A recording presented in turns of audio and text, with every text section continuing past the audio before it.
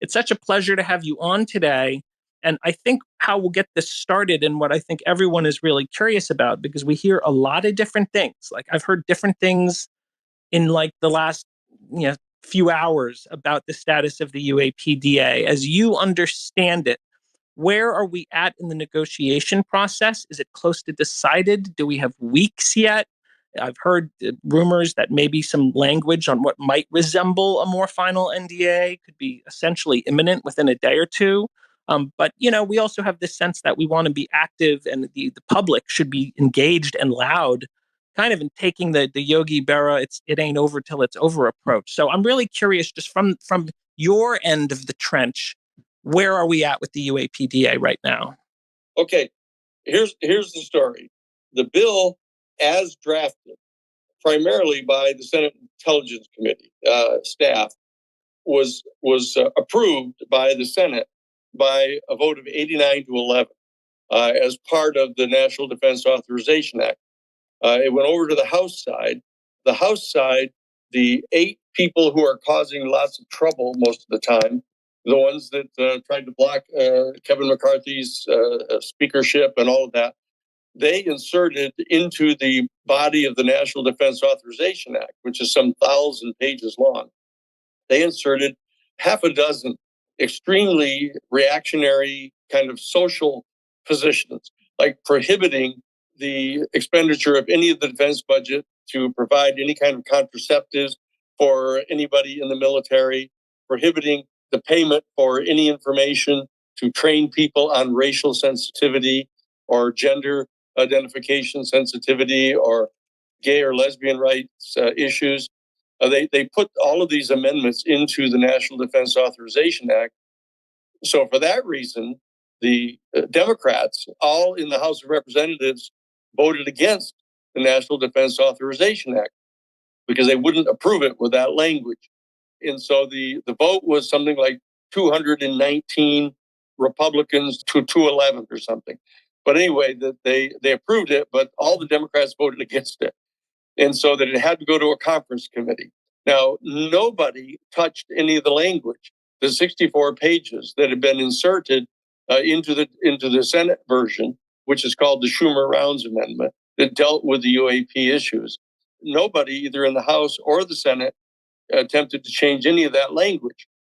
But when the bill, the House bill, with this half dozen social, let's call them conservative or reactionary amendments in it, had to go to the conference committee, immediately the chairman, the Republican chairman of the House Intelligence Committee, whose name is Michael Turner, immediately opposed the provisions in the Schumer bill. Now, it turns out that Mike Turner is from the 10th Congressional District in Ohio, which is the home base not only of the Wright-Patterson Air Force Base, but it's also the chief field office for Radiance Technologies, which is high-tech aerospace industry that is working on a program called Prompt Global Strike, which is the attempt to back-engineer UFO technology, which they have apparently secured from another aerospace industry, and that they're attempting to build not just a supersonic missile, but a missile that functions with UFO technology, that in fact can travel at 20,000 miles an hour with no air resistance, and can turn at a 90-degree angle at 20,000 miles an hour.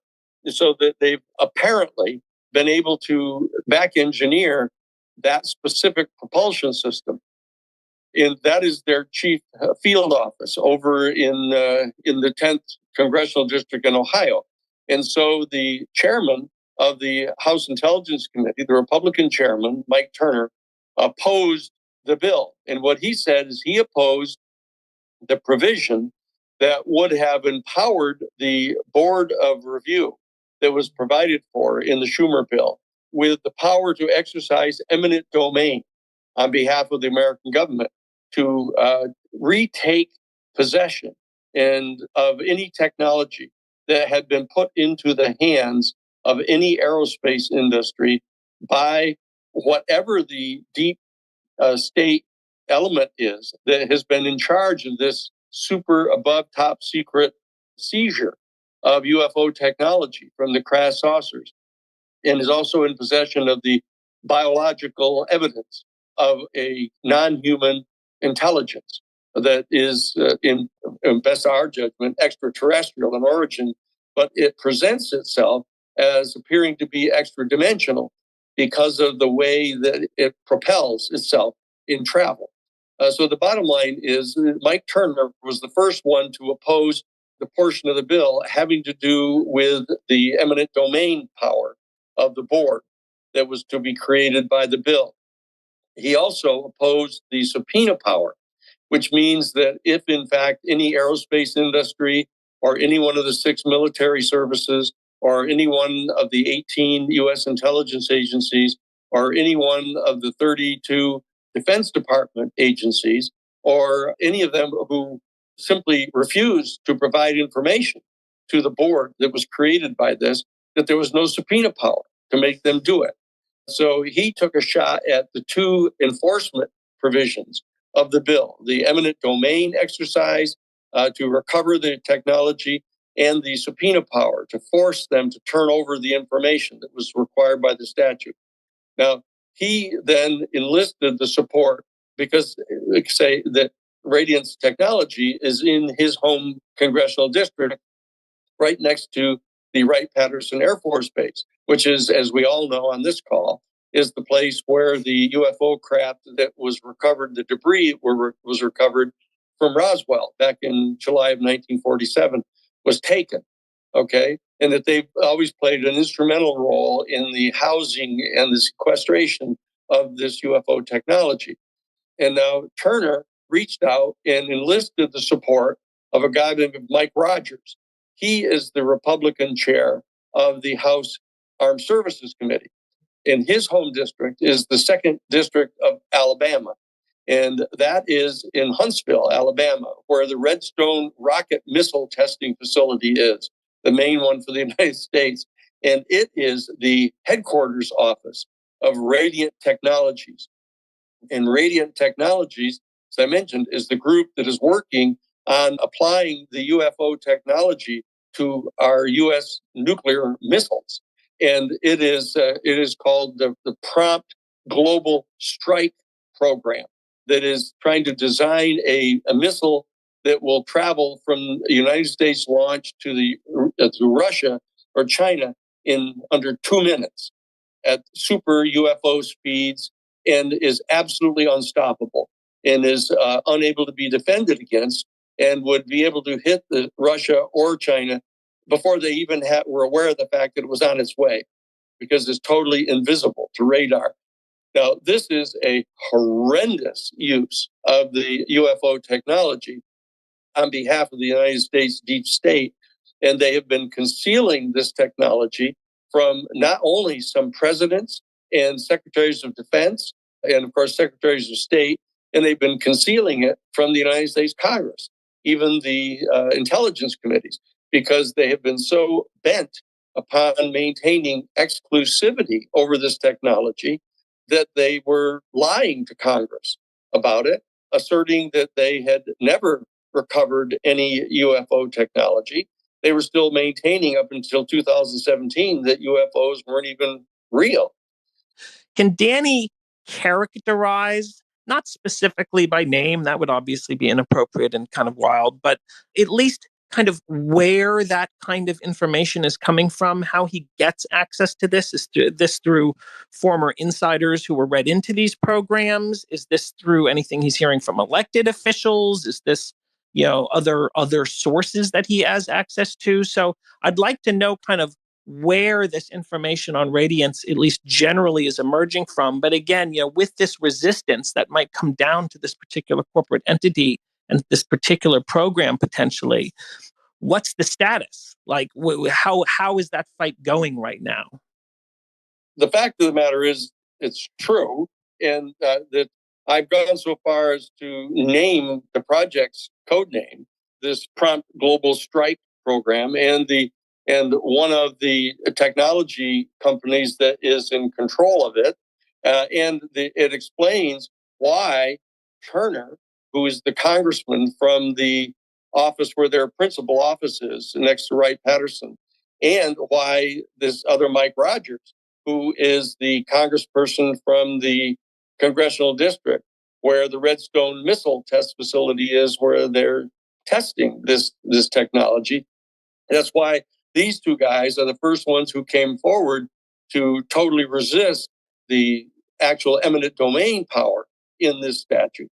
And when we confronted them and said, look, why would you be objecting to the eminent domain capacity of the board if in fact there's no such technology? And if in fact there's no private aerospace corporations who are in possession of it?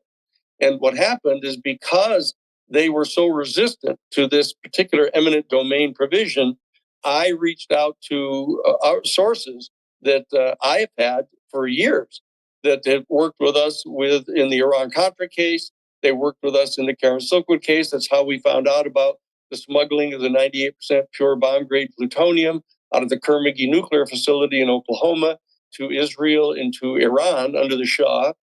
It's the same way that we found out these sources, the same way we found out in the Iran-Contra case that they were smuggling the weapons through Ilopango, the El Salvadorian military base, into John Hull's ranch down in Costa Rica, into the Contras.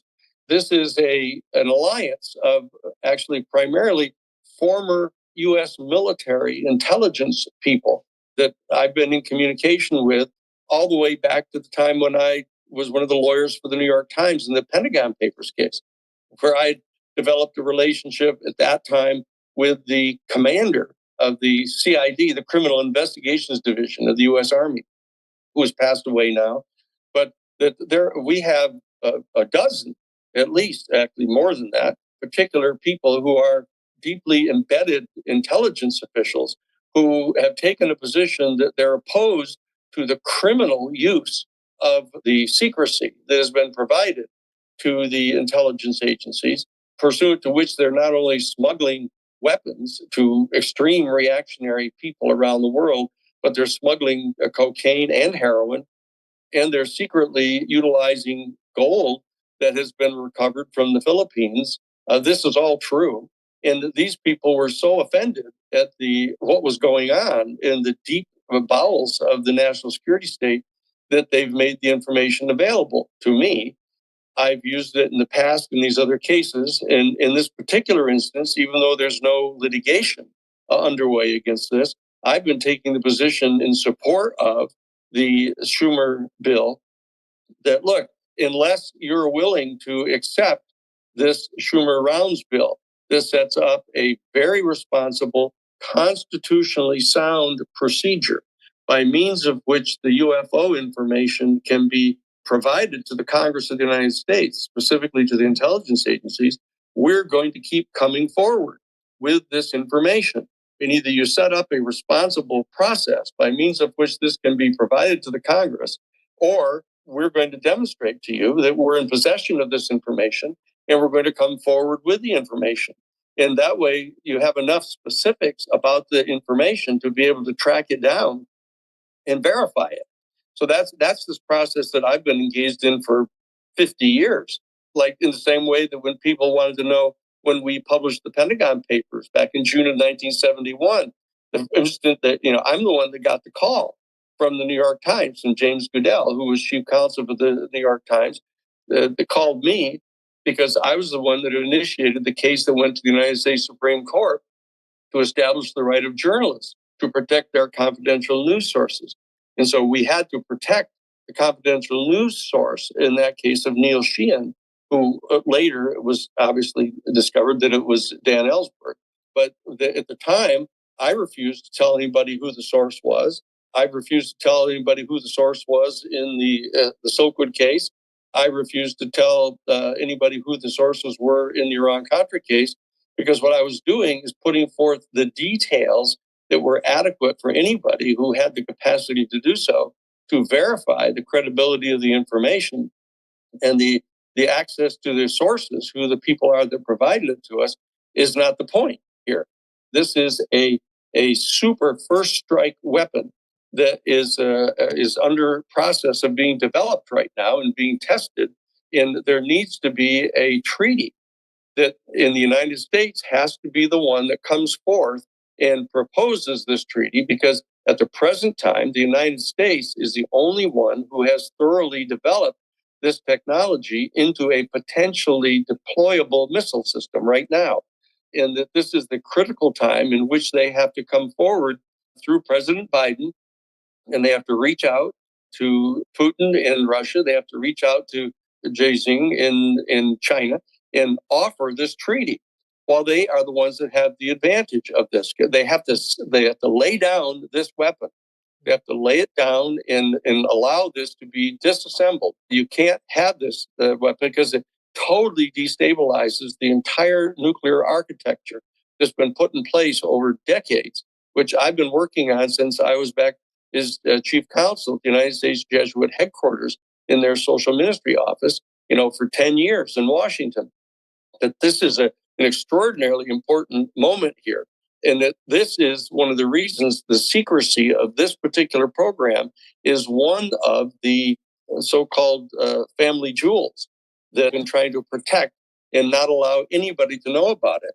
We offered them an opportunity to set up a program whereby they could keep that potential weapon system confidential if they chose to do so. But they've come forward now, led by the people that are basically on the payroll of the private aerospace industry, to try to block this bill.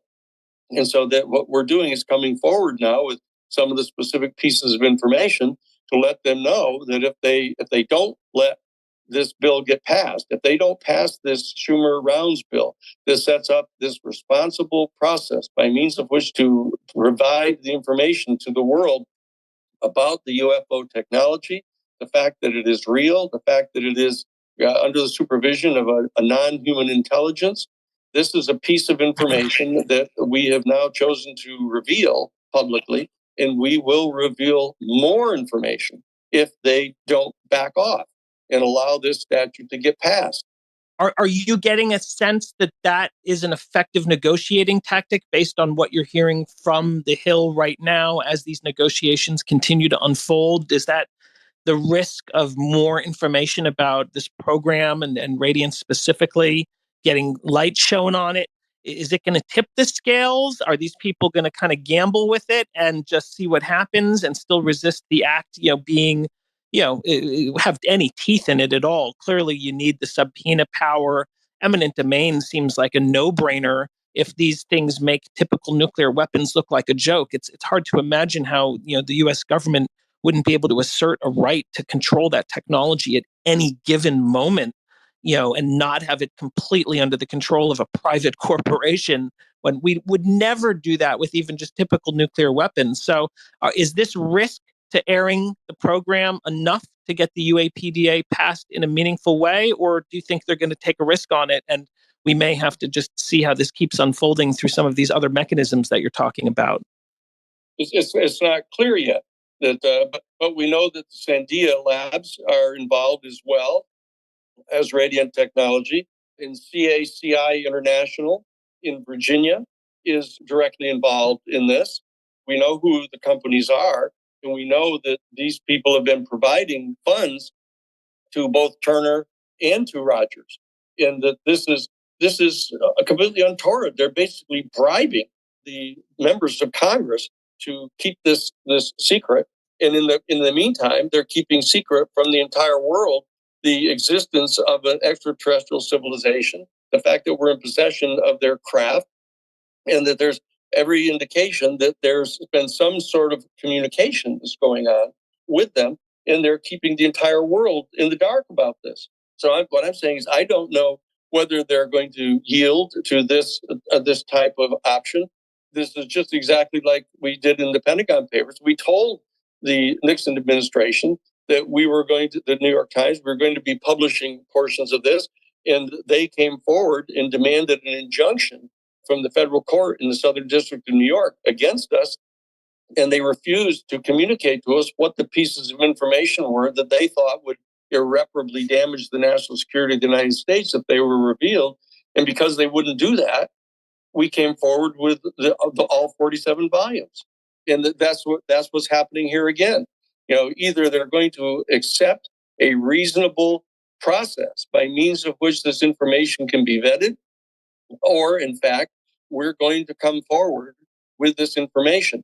And what I'm in the process of doing, is trying to see whether or not the United States Congress is willing to hold hearings. The Senate Intelligence Committee, the House Oversight Committee, are they willing to hold more hearings where they're going to have more people come forward of these sources that we have and provide the information openly to Congress, unless they're going to provide for the existence of this records review board and give it subpoena power to undertake an investigation, so at least our intelligence committees can find out about this information.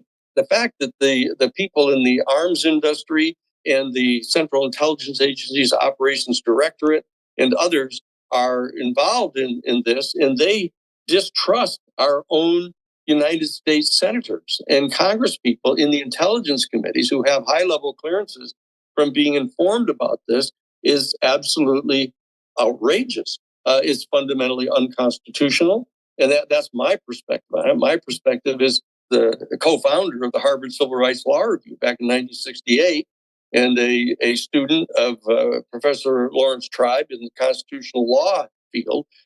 I know perfectly well that this is unconstitutional. And therefore, we have a responsibility as citizens to move forward to do what is necessary to get the information given to our Congress. And if these people won't reveal it to the Congress, we will. Danny, before I turn this over to Joe and Lester to get a few questions in before we then move it on to kind of taking audience questions, let me ask you this. The public, through Declassify UAP, my organization, UAP Caucus, which is Lester's organization, other tools, just direct outreach, has been going crazy reaching out to our elected officials, both people's personal representatives as constituents. They're also calling on a broader swath of representatives who have either attached themselves to the UAP issue or who are key people in the negotiation process of the UAPDA and the NDAA. What can you say to members of the public who I think universally pretty much, not maybe Ted, the last person, but most people agree with your take that this seems just like a radically off-base situation. It seems blatantly unconstitutional, all sorts of weird stuff going on, not to mention just potentially theft and grifting off of other resources and funds that are made available for different programs. What can the public continue to do, not just now in support of the UAPDA, but how do you see the public engagement side as advocates around UAP transparency, as activists continue to unfold and get even more powerful and maybe even more coordinated? Like, just how do you see the movement of this, the movement side affecting all of these processes and how that continues to take place in the future? I think what people need to do is they need to immediately go on the internet and go to newparadigminstitute.org and find who their congressional representative is that's there at that site. It's got their email addresses. It's got all the names of their United States senators.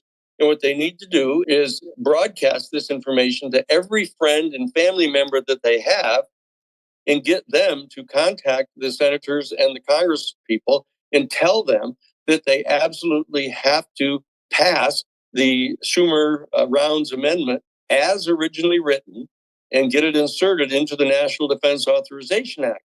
They've got to do that right now, because we have to be able to demonstrate to these people in the deep state and deeply into these secret aerospace industries that we've got to demonstrate to them that the citizens of our country have the ability to mobilize and to focus on an issue and to reach out to their congressional representatives and insist that they exercise their constitutional responsibility to exercise oversight over these programs.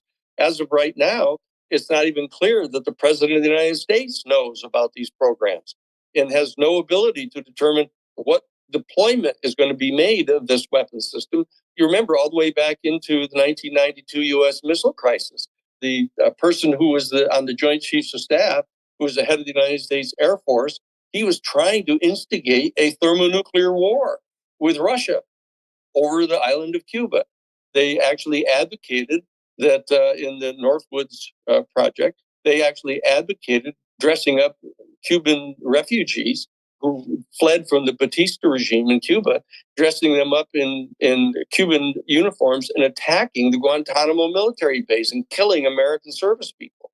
They proposed blowing up private shopping malls in Miami, specifically targeting, killing people from the Cuban refugee community in order to instigate a nuclear war with Russia, because they thought that we had a particular advantage in military at that time, and that if we could instigate a nuclear war, we could win. This is ridiculous, the way these people think. And right now, the major danger is that, well, they're in possession of this particular UFO technology, and that they believe that they're on the brink of having it deployable, that who knows what kind of decisions they're going to make left unsupervised by our United States Congress and by the elected representatives. So this is what we have to do right at this particular moment. The fact that this is intertwined with probably one of the most important secrets in the history of the world, not this particular weapon system, though this is a terrible situation we're faced with here, but the whole fact that there exists this extraterrestrial civilization in which we are surrounded in the universe.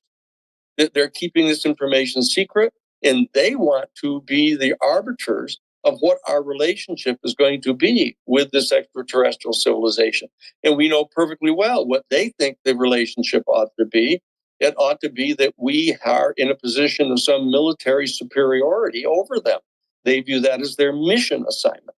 And they cannot be allowed to be the ones that are making decisions about these policies any more than they can be allowed to be the ones to make decisions about the deployment of such a weapon system. So that, and they clearly would oppose having any treaty where they give up their unique advantage that they think they have by having developed this technology as far as they have already. I don't know what effect this has had yet. I do know that Senator Schumer has gone to the floor yesterday of the Senate and specifically called out these specific Republican opponents to his bill. We have been told that he is fiercely resisting allowing this bill to be gutted and then put into the National Defense Authorization Act and give the American people in the world the entirely false impression that there is an effective agency of any kind that is trying to extract this information from the deep state and provide it to our Congress. They can't allow a completely fraudulent bill to be put in. Not only that, but nobody of sound responsibility will be willing to serve on board of review over these issues if they don't have subpoena power or the power to reclaim the technology into the hands of the American government and put it under the control of our Congress. The people need to come forward. In short answer to your question, right now, we need to go to the newparadigminstitute.org website, get the private emails of all of the members of the Senate and the House, and reach out to everybody you know and spread this word and get to them before they finalize this. Because once they finalize whatever format this bill is that is going to be going into the National Defense Authorization Act, if they finalize it without the eminent domain power, without the subpoena power, without the kind of authority to really extract this information and put it into the hands of our Congress, if they put it in a bill, it will occupy the space.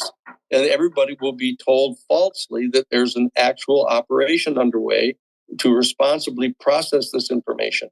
And it will not be true any more than the president's Aero office. The whistleblowers don't even want to come forward and give the information to the Aero office because they don't believe they're going to do anything about it, because they're under the control of the Defense Department and the intelligence agencies, not under the control of Congress. And I'd also like to echo Danny's call to action. The New Paradigm Institute website has a very intuitive and streamlined process where you can simply input your information, your address, your zip code, and send a message template that was designed by the NPI team directly to your representatives. Joe, I want to have you jump in next. I know you have a bunch of questions. I'm sure you have a bunch of additional questions now after hearing a lot from Danny already.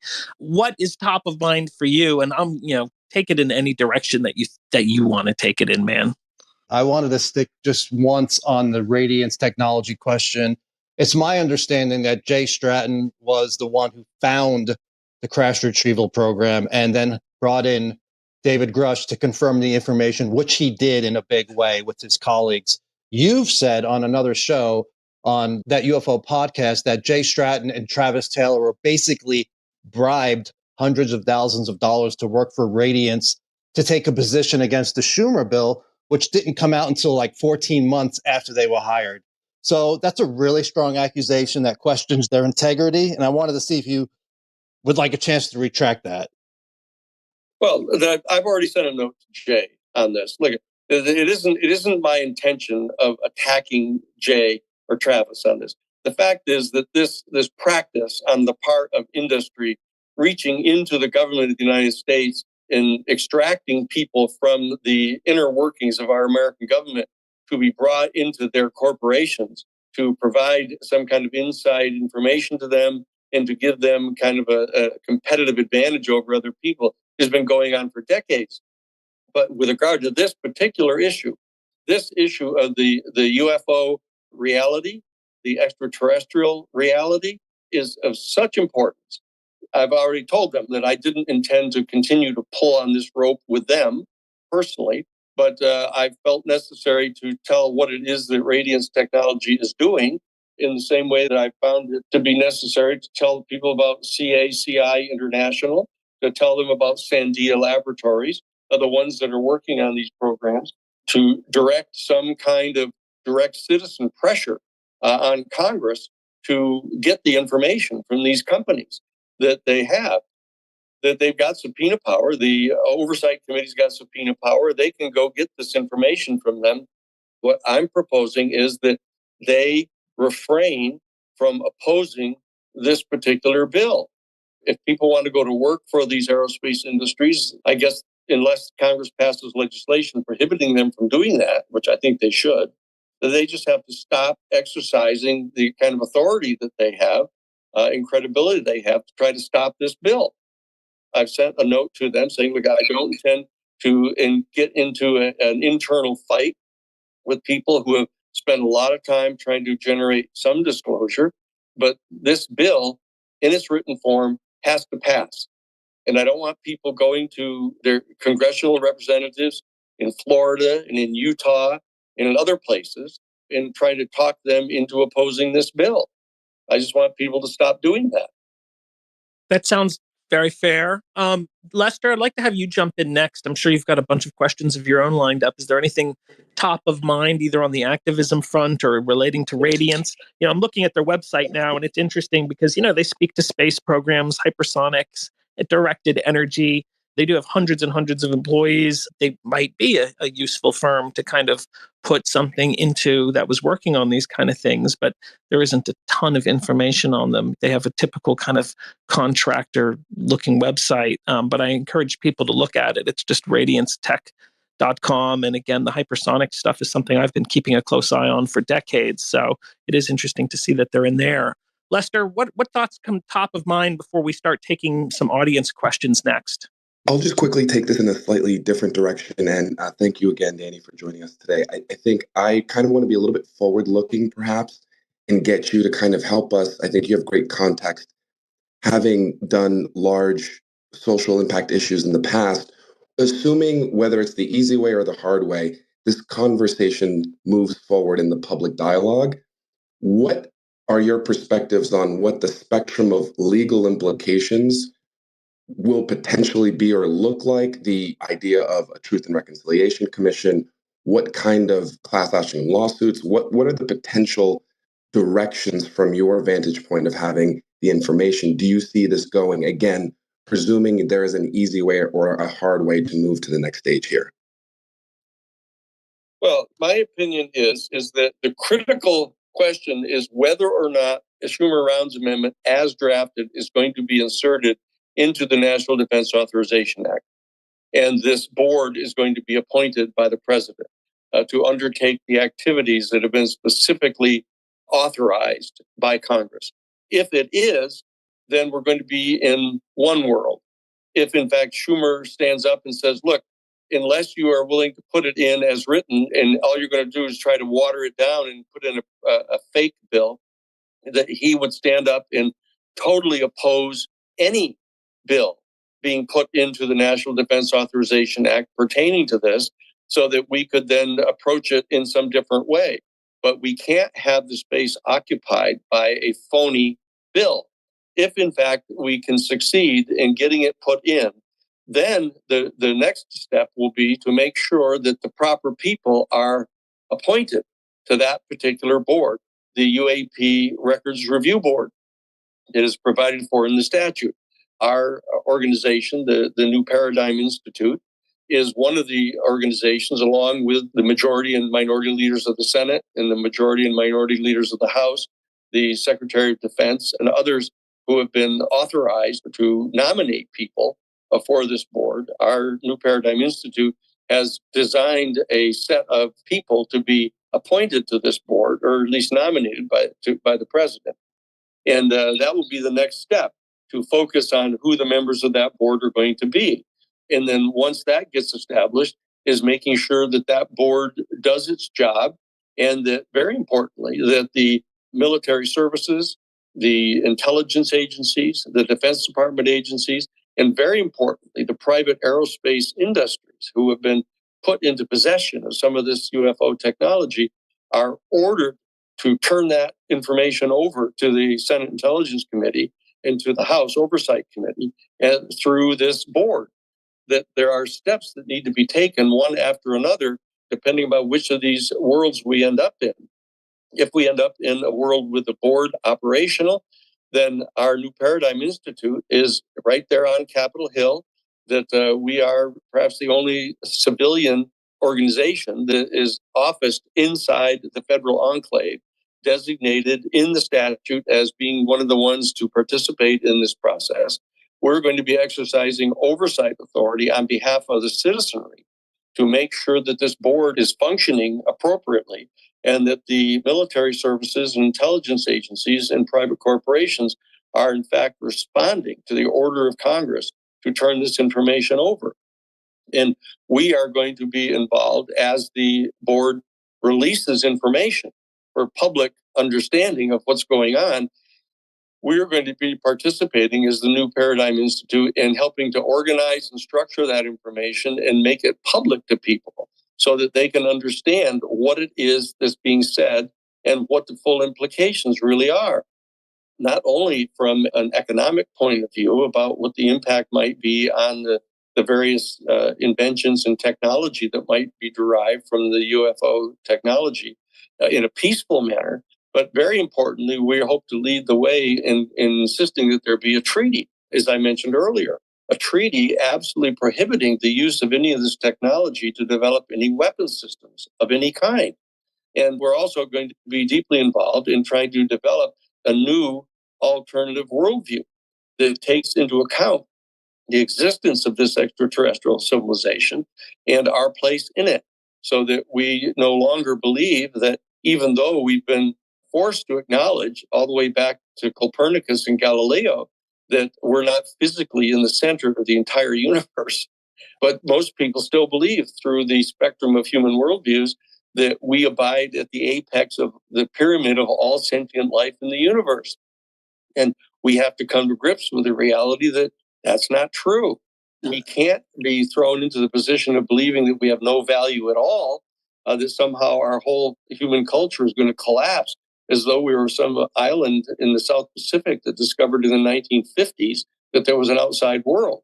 The New Paradigm Institute is going to be instrumental in helping to work with all of our citizens groups to develop a new, constructive, holistic worldview that places our human species in the proper relationship to the extraterrestrial civilization. I want to make sure we get time, because we have a lot of people who have requested to speak. Mo, I'd love to have you jump in with your question next. The question that I have is pretty simple. You've spoken in the past as well on the role of the president and perhaps more broadly the White House in supporting the UAPDA. I was wondering if you could shed any light on that and perhaps even on the White House's involvement on the drafting of the UAPDA in its original form. Okay, let's take it one at a time. The fact is that the original drafting of the wording of the statute went on primarily inside the Senate Intelligence Committee staff. It was led by Senator Rubio from Florida. As you know, he is the United States Senator for Lou Elizondo. I legally represent Lou Elizondo and was the co-author with him of his formal complaint that he lodged with the Inspector General of the Defense Department, protesting the fact that the Defense Department and intelligence agencies were lying to the United States Congress and to the President and others about this program. Therefore, Senator Rubio led the activity inside the Senate Intelligence Committee to draft this legislation. It went through a larger process of being addressed by the different members of the Senate Intelligence Committee. The full bill in its present form was drafted by them. There were legal counsel for the Senate Intelligence Committee that were involved. A number of them actually out in private practice now that have retired from the government. But this bill has been in process for some time now. And that's why the reference that were made earlier that, before the bill was even put into the House, other things had taken place. The fact of the matter is this bill's been under construction for some time now. You can see that it's a full 64 pages with intimate details of how the process should go forward. And we've been involved even before the voting on the bill inside the National Defense Authorization Act in its original form was undertaken. We were interviewing people as prospective members of the board. So we've been at this for some time now. That's how the process began. And then we got a vote 17-0 inside the Senate Intelligence Committee with Republicans and Democrats all voting to support this. Senator Gillibrand came on board in support of the bill, so that we had Rubio and Gillibrand as major people on the bill. We got Mark Warner, who was the chairman of the Senate Intelligence Committee when the Democrats were in charge of the Senate. He came forward and supported the bill. And we finally got Senator Schumer himself to co-sponsor the bill. And then we reached out to Rounds in South Dakota to come on board. And so we've constructed a representative cross-section of Republicans and Democrats that virtually unanimously support this particular bill. Is the sound and responsible way of going about this. It's bizarre that the defense establishment didn't fully support this. It's the people inside the Defense Department who have come to know the most about the program that are the largest supporters of this particular bill. That's the status of the thing right now. And we still have a significant chance if Schumer will tell the House of Representatives and tell Turner, basically, over in the House, that look, either this bill goes through in its originally drafted form with the independently appointed board by the president, with the subpoena power and with the power of eminent domain, or we should have Senator Schumer pull the entire bill. And not allow a fake watered down bill to be put into the National Defense Authorization Act, giving people the false impression that something has been done. That's the key. That's the balance point right now where we're at. And that's why it's so important for citizens to right away go forward and contact their senators and congresspeople right now, because they're in the process of trying to finalize this language right this week. Here we are on Tuesday, and by Friday evening, they're going to be putting the draft of the bill into the hands of the writers of the National Defense Authorization Act.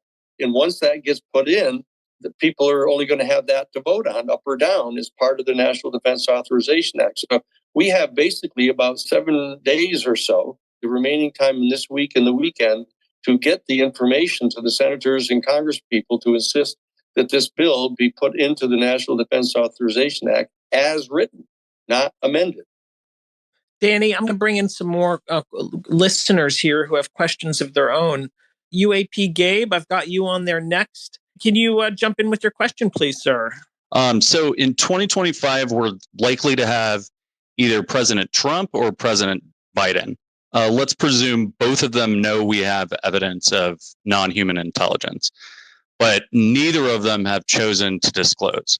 So my question is this: from a president's perspective, what needs to happen in our society for the president to disclose biological evidence of non-human intelligence? Thanks. The answer is clear, that the president needs to have the support of Congress to do this. He needs to have the support of the intelligence community in the intelligence committees in both House and Senate to support him. One of the reasons that President Biden has been as successful over the period of time he's been in the Senate and served as the chairman of the Senate Judiciary Committee, he served as chairman of the Senate Foreign Relations Committee, he served as vice president, that he understands that in order to undertake a monumental step of this nature, this has to be done by the collective elements of power inside our American government. Now, given the fact that there exists this deep state element that has been secreting this information and attempting to back engineer it in secret, it's becoming the centerpiece of the whole argument that's going on only because they're resisting us. If they will, in fact, stand down on this, the president has the ability to have this board in place that is going to be engaged in a very specifically identified and explicated process by means of which they're going to call out the information that can be provided to the public within 180 days after they receive it. There's a whole process of 300 days being provided to all of the different government agencies and private corporations that possess this information to put it together in a digitally recoverable form so that the intelligence committees can handle it and research it. There's a very responsible position and program that's been put together in this bill pursuant to which to do this. And so what I'm saying is it would not be politically wise, it would not be judiciously wise for any given individual president just to take it upon himself or herself and simply say, oh, as president, I've decided I'm going to release all of this information. It would be extremely disruptive with regard to the internal functioning of our complex government.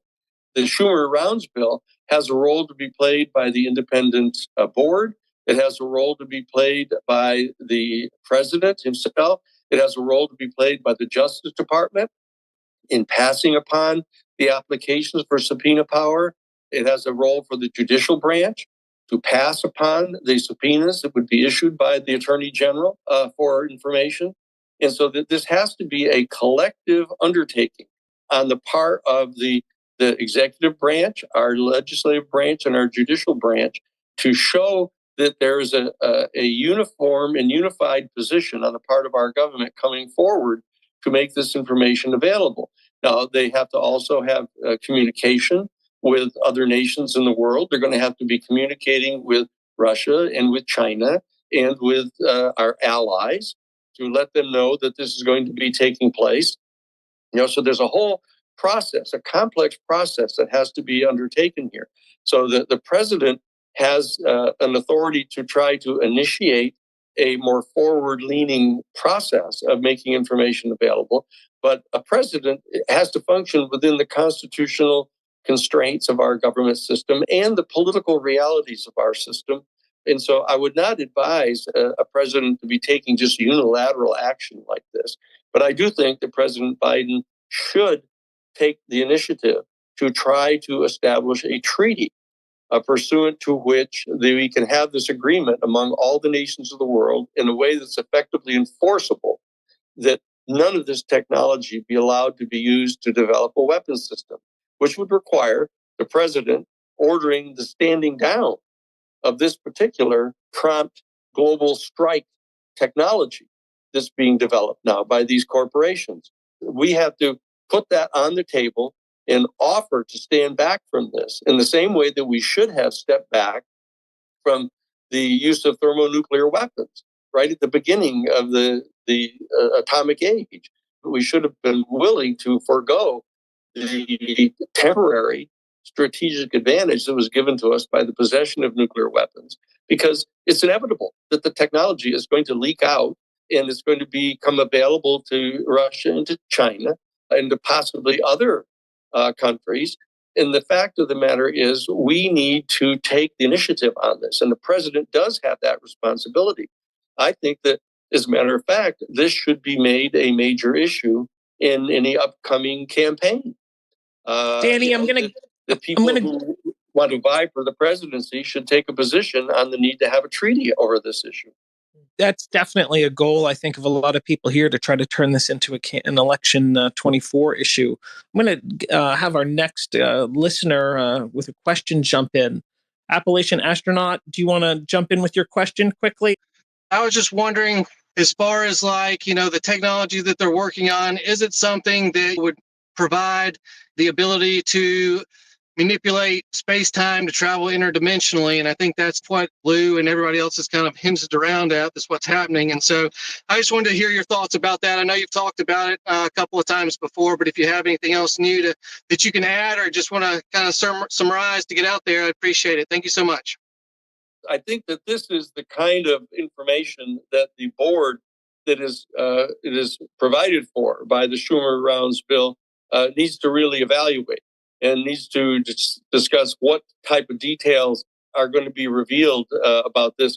We can't just yield to kind of curiosity about this, and I'm being respectful in that regard. But I think that we need to focus on really the reality of an extraterrestrial civilization and the fact that we're in possession of their interstellar spacecraft and that we're in possession of actual biological evidence that these are sentient beings. In point of fact, that we've actually in the past recovered live beings from these craft. I mean, I think that that's much more important than the particular technology of how the missile works. Well, I'm not a great fan of the United States, developing all kinds of these extraordinarily sophisticated technologies.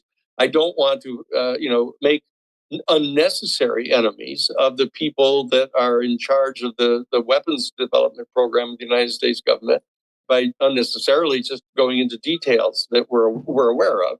So I would just suggest that what we should do is support the board to help make these decisions and make recommendations to the president and to the secretaries of defense about what information needs to be revealed and what might not serve the interests of anybody. I'm going to get Anton in here. I'm going to ask a question that's not necessarily law-based or even short-term disclosure-based. I wanted to ask you, Danny, there's a very evident problem in the systems of how we operate, as evidenced by how the military-industrial complex has treated these technologies. And I feel post-disclosure, we're going to hopefully see new faces and new people involved in this. My question to you is, what advice do you have to the future leaders, movers, and shakers of the post-disclosure world? I'm sure there's a bunch of them in the chat. I think, for example, that the people who are lining up to be potential candidates for the presidency in 2028, most of whom have already acknowledged that the likelihood is that in 2024, the Republican Party is going to nominate Donald Trump. The Democratic Party is going to nominate Joe Biden. The only other really viable candidate seems to be Robert Kennedy Jr., who is polling around 25 to 30% of the vote in a head-to-head competition as an independent. In this case, I think that the people who are vying for candidacy in 2028 should get out ahead of this issue and come to understand it thoroughly and begin to move into a position of advocating the treaty that we're talking about as one of the primary issues that needs to be debated, so that the new administration, or the administration that comes in 2024, understands that the people who are planning to become president after the next administration are going to be moving forward on this particular issue. And so we would hope that this would cause the administration, the 2024 administration, to deal seriously with this issue. That's what this bill is proposing.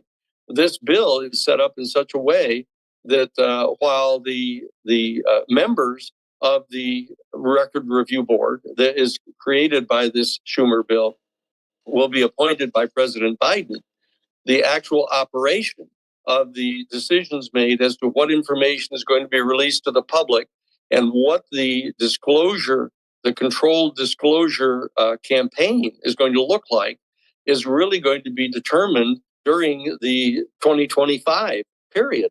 The president is going to be elected or reelected in 2024 is going to have the responsibility of making sure that the 300 days of the first year of the administration is devoted to getting the information put into the hands of the board. So I would say very frankly that the campaign for the 2028 presidency should focus on this issue.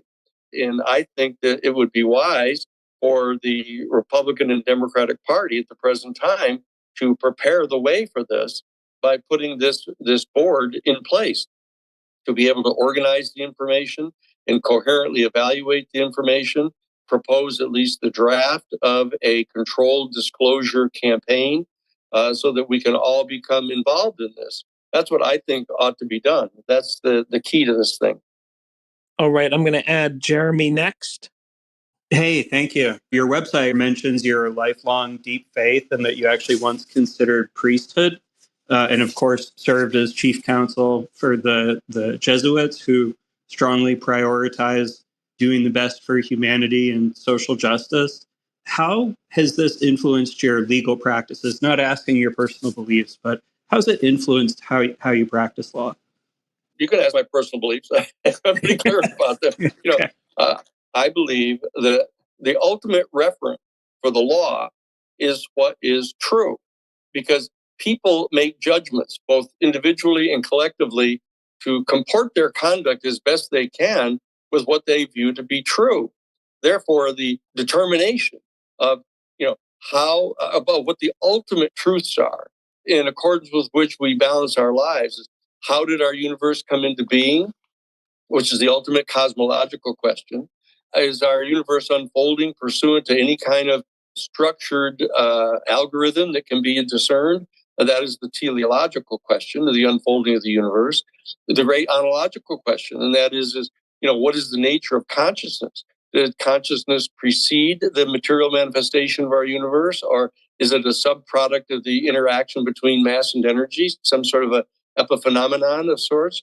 And the fourth of the pillar questions is the epistemological question: is what are the means by which what we have at our disposal as human beings, by means of which we can determine the answers to questions like that?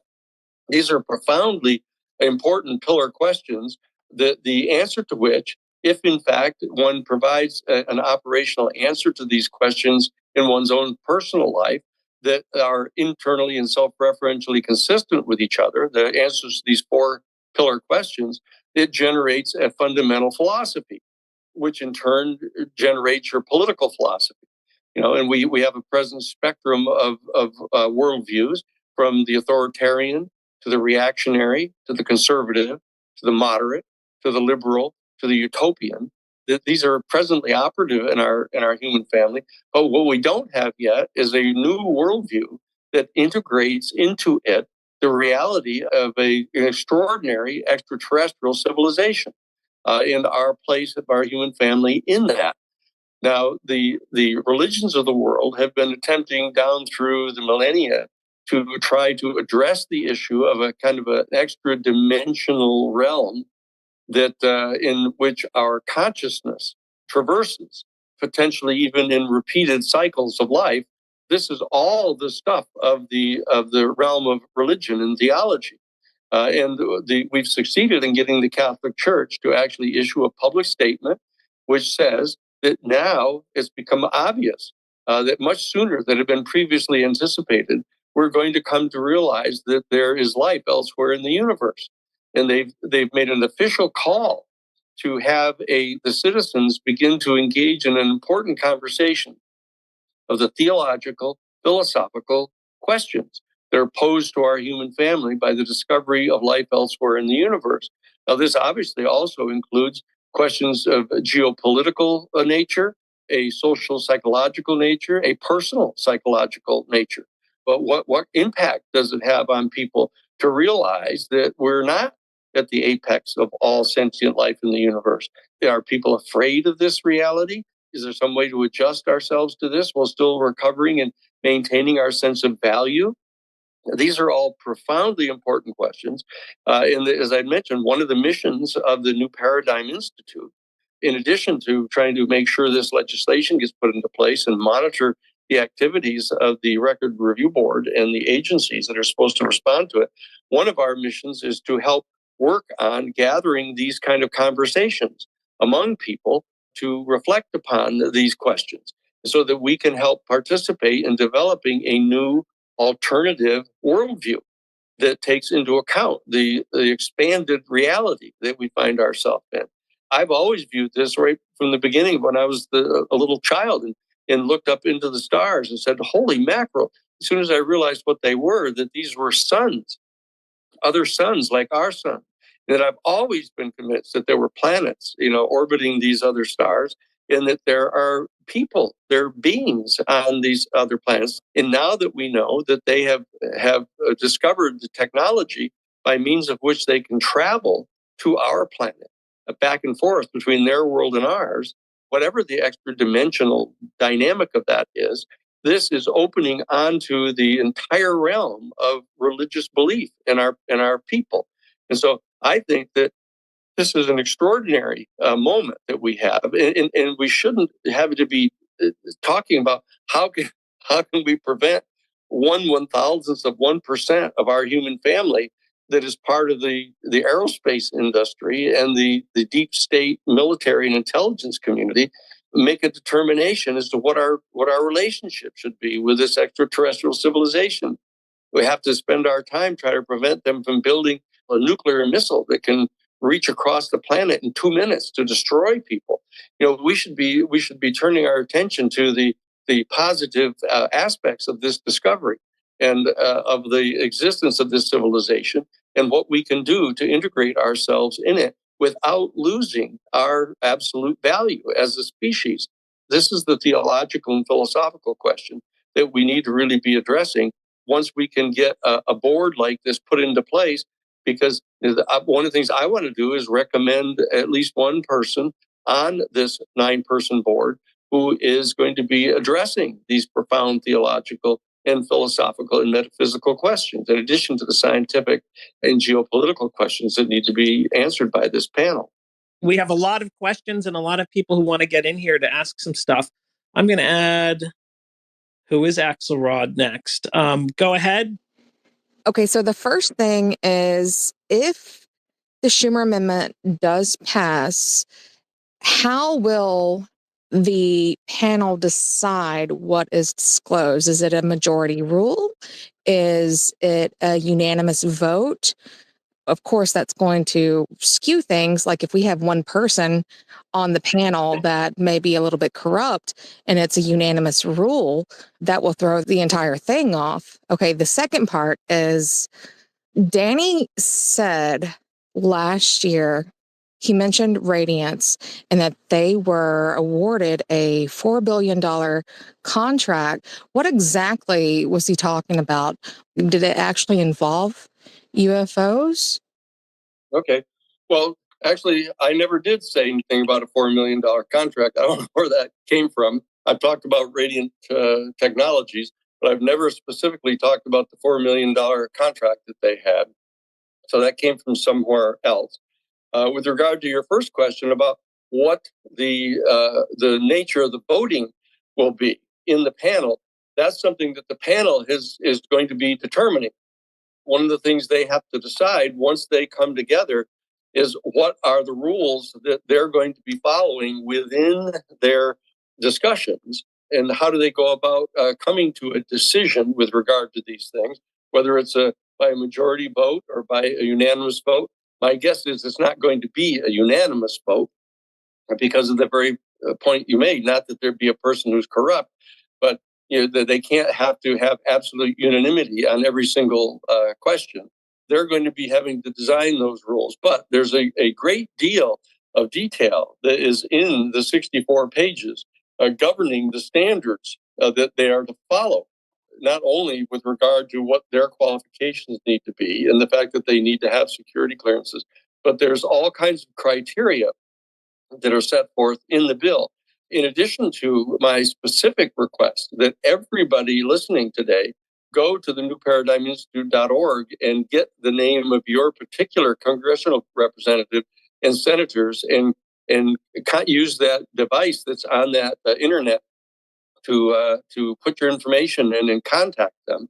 But in addition to that, I would specifically recommend that you go on to Google and get a copy of the Schumer-Rounds amendment to the National Defense Authorization Act and read it.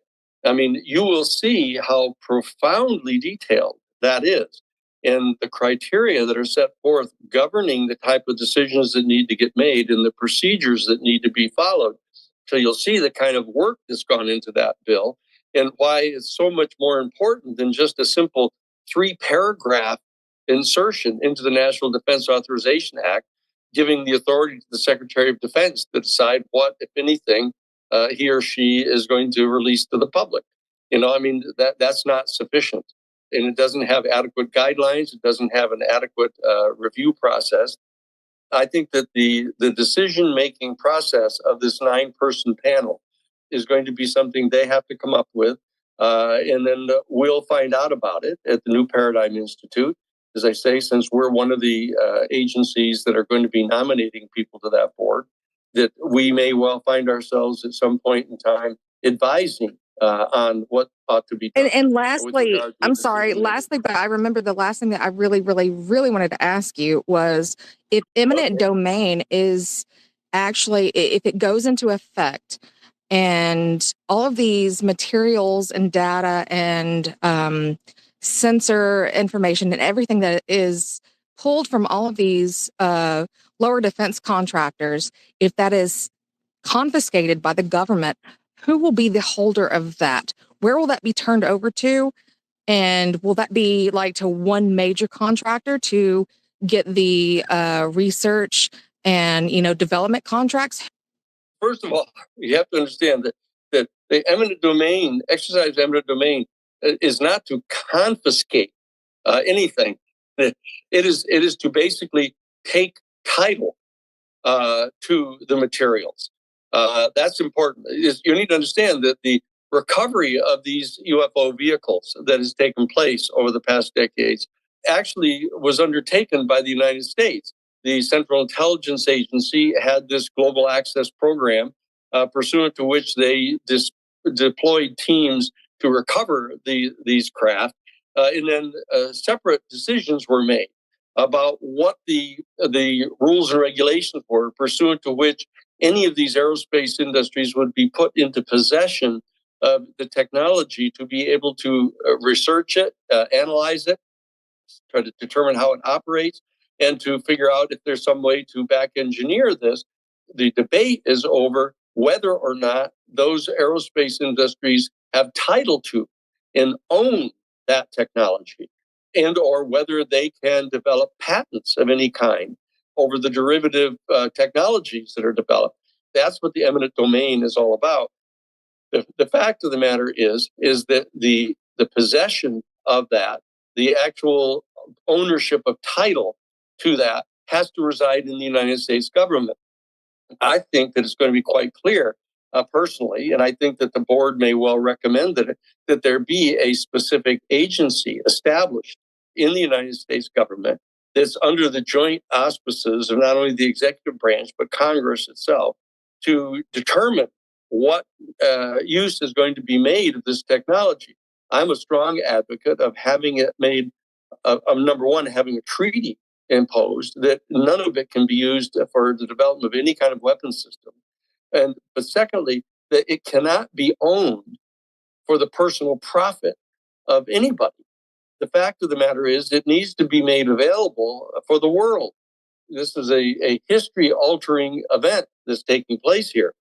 And that this technology ought to be made available for our entire human family, so that there needs to be negotiations with foreign countries. There needs to be negotiations with the United Nations There need to be potentially new juridical structures established to be able to have some sort of a planetary decision-making process about the peaceful uses of the technology. But nobody's going to come and confiscate them right away. If there is a determination that is made by the board that a particular craft needs to be placed back under the control of the United States government, then they can make that decision. But that isn't the general nature of the exercise of eminent domain. It's a question of who has title to the property. Is it fair to say, Danny, just a quick response, but like the government where I live in Baltimore has eminent domain in the sense that if they want to build a new light rail line through my house, they may be able to assert the ultimate right to do that. It doesn't mean they are building the light rail line through my house and are going to be kicking me out of my house. Is that a useful way of looking at it? Let's do a better example. That the government asserts eminent domain over the airspaces. It has the authority above a certain height over people's property to make rules and regulations about air traffic, for example, flying in and around those spaces. They have in effect asserted eminent domain over that airspace. They assert eminent domain over certain national forests, for example. But the bottom line is that it's not a confiscation of anything. The determination as to whether or not the physical material has to be taken out of the hands of a given aerospace industry or a given agency of the federal government and placed into the hands and under the control of some special agency that's going to be developed for this. That is a set of questions that need to be answered by the board. That isn't addressed in this. It's just that the exercise of eminent domain is to give the government the authority to make decisions regarding that particular technology, potentially the physical presence of any material. Where in the legislation or the intellectual property rights, where is that written? There's no guarantee that that will stay with anybody that's in possession of any materials. And it's the materials some people have, they have acquired them through many different means, not only by that's been distributed to them via the government. So what about those materials? Although that's an assertion that you're making because I don't think any of us are necessarily privy to how all of those materials. Listen to Jacques Vallée. He actually does say that he has acquired many different materials. We talked to Jacques about this. He's the one who used the term confiscated. That he went to the site of one of these things, one of these events, and recovered some of the molten metal that was there. I know that he expressed some consternation about the whole idea of possibly having it confiscated. But the reality is that if in fact the government is authorized to confiscate somebody's field because they are going to be building a facility of some sort that they need to build, that certainly the ability to take into its possession direct evidence of an extraterrestrial civilization or an extraterrestrial technology, it's not something that a person has the right to hold for their own personal advantage over the advantage of the entire human family. This is of an extraordinarily important nature, and there needs to be some sort of a juridical regime that makes decisions about that on behalf of the benefit of our whole human family, not to be just seized upon by an individual to try to take their own personal private advantage of it, to say nothing other than just having a trophy in their house somewhere. So I'm saying that I think that the exercise of eminent domain needs to be undertaken judiciously and responsibly, but the general libertarian resistance to the exercise of state power in general is an issue that needs to be discussed by the members of the board. What position are they ultimately going to be recommending to the president with regard to the exercise of eminent domain? Because the president and the government itself is going to have to be the one to make the decision about exercising eminent domain. It's not going to be exercised as such by the panel, which is a civilian panel advising the president. One of my perspectives on this, Danny, has been like just the real basic, litmus test.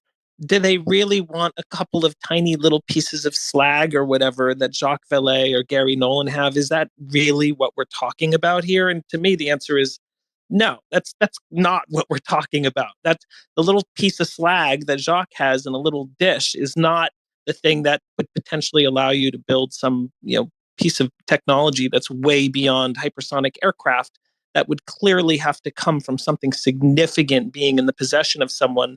And I don't see why gathering up every little scrap is really what the focus of that is. Now, Joe, you have a very interesting question, Joe. I want to bring you back in before we get to any of the other just listeners here today. Danny, first off, I support full disclosure. Whatever we're dealing with, which I don't know, David Grush has said at best, we're dealing with an intelligence that is neutral or indifferent towards us. He also talks about people being murdered by the phenomenon. An investigative reporter, No. He's talking about people being murdered by the national security state. No, he's talking about both. He's also talking about what you said, and then investigative reporter Ross Coulthart said he has multiple sources who have told him there are deliberately targeted attacks by non-human intelligences that weren't accidental and were deliberate acts of murder, killing, and mutilation. So if that's true, I don't know if it is, why are you so confident that we should try to have some sort of relationship with whatever we're dealing with?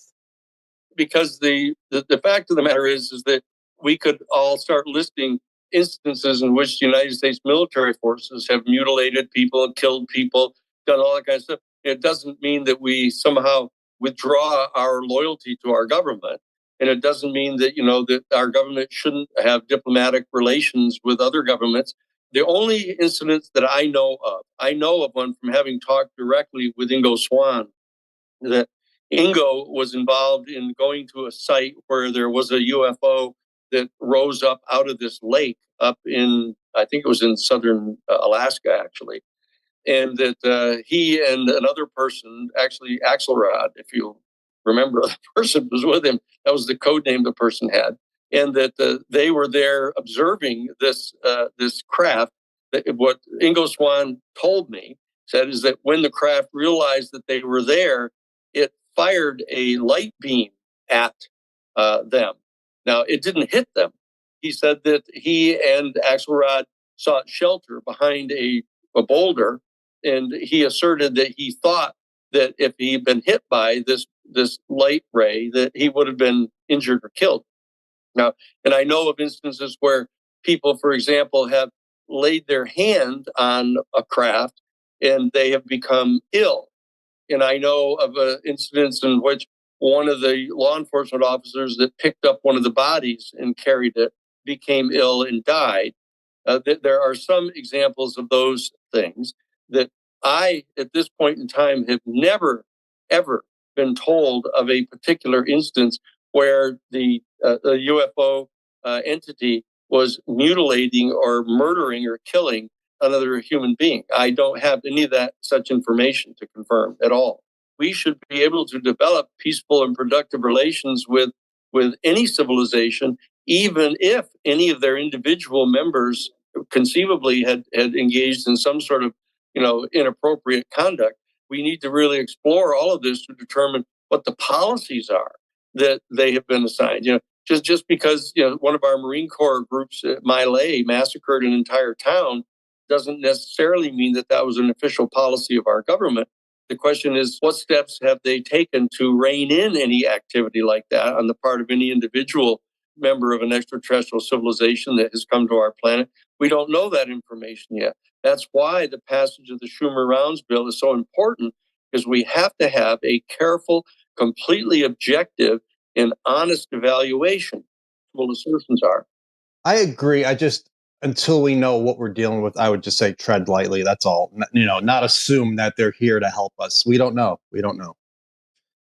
I think that's a fair point, Joe. And Danny, you use the word civilization a lot, but I imagine that if we're talking about the scale of the galaxy potentially, or potentially even beyond that, through a variety of dimensions that we might consider that go beyond the galaxy, either the universe or other planes, or even stuff that's a little more obscured from us here on Earth.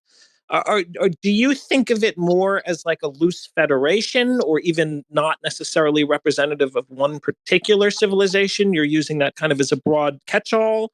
Or do you have a more particular sense of what that term galactic civilization or just civilization means to you? Well, I use it in general terms, just like we refer to our human civilization, even though we have like 193 separate nation states, and we have tons of different languages, and we have tons of different cultures and stuff.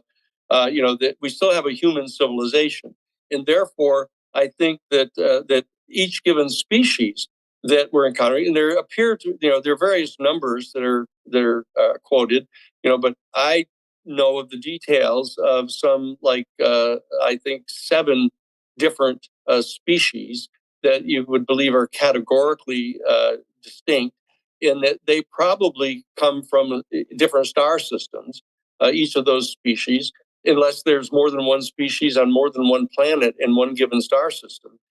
So that my sense is that I'm using the term civilization in the broadest terms of there being some sort of a galactic civilization. As to what degree of communication they have with each other, what type of arrangements they might have with each other, it's not clear. I interviewed one man on his deathbed who called me and had me come to meet with him. He's got tubes on him. He's lying in his bed dying. And he was a member of Project Blue Book. He was a part of the team that monitored the classified portions of Blue Book, the sections where they realized they had a real UFO that they were dealing with. And he said that when he went to the site where there was a live extraterrestrial being, that being was questioned and they had discussions with that person, that being, and that being said that he was part of a group that they came from different star systems, and they were working in a coordinated way to monitor what the state of development of life was on different planets inside our galaxy. And these were the people that were coming here to our planet to monitor what our civilization was like. And so that there was some degree of cooperation, he indicated, among those. And when he was asked who's in charge there, what was the entity that was in charge of bringing those different star systems together to cooperate in this survey, and he said, well, it's something like you might refer to as God, but it's very different than you think. I think that in light of the fact that he was on his deathbed telling me about this, I tended to give credit to what he was saying. He was so upset about the whole thing that he refused to tell anybody about it until he was on his deathbed, because he said he didn't believe him. He thought that the being was diabolical in some way. Now, he was an incredible fundamentalist, this guy that was dying. And so he thought that it was demonic, the being. But the being was at S4, where he was there.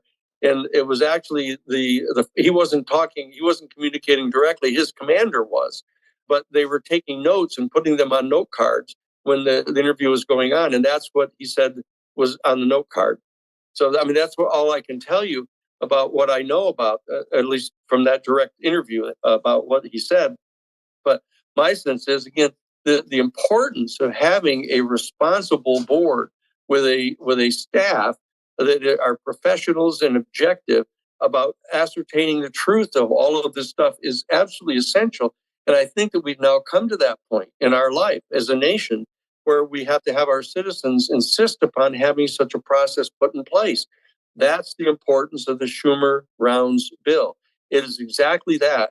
It is coming to that moment in time, that cosmic moment, when we're actually going to put in place some agency in our government structure under our constitutional framework to get the answers to these questions, and then make sure that our Congress and our elected representatives are in possession of that information, pursuant to which they can decide policy. That's what needs to be done. And we need to hold our elected representatives responsible for sharing at least as much of that information as can be shared with us, so that we can participate in guiding the policies of our country. That's what a democracy is all about. And this Schumer bill is an exercise of constitutional responsibility on the part of our elected representatives. And we need to back off these 5 people that we know of in the House and Senate. Mitch McConnell as the minority leader in the Senate, one other guy, Roger Wicker, the Republican senator from Mississippi, and then you got the Turner, the guy from the 10th Congressional District of Ohio, who's the chair of the Intelligence Committee in the House, and then the other guy, Michael Rogers, who's the Republican chair of the House Armed Services Committee, and then this new guy Johnson, Michael Johnson, who's the erstwhile Speaker of the House. This guy, who basically, doesn't know where the keys to the laundry room are.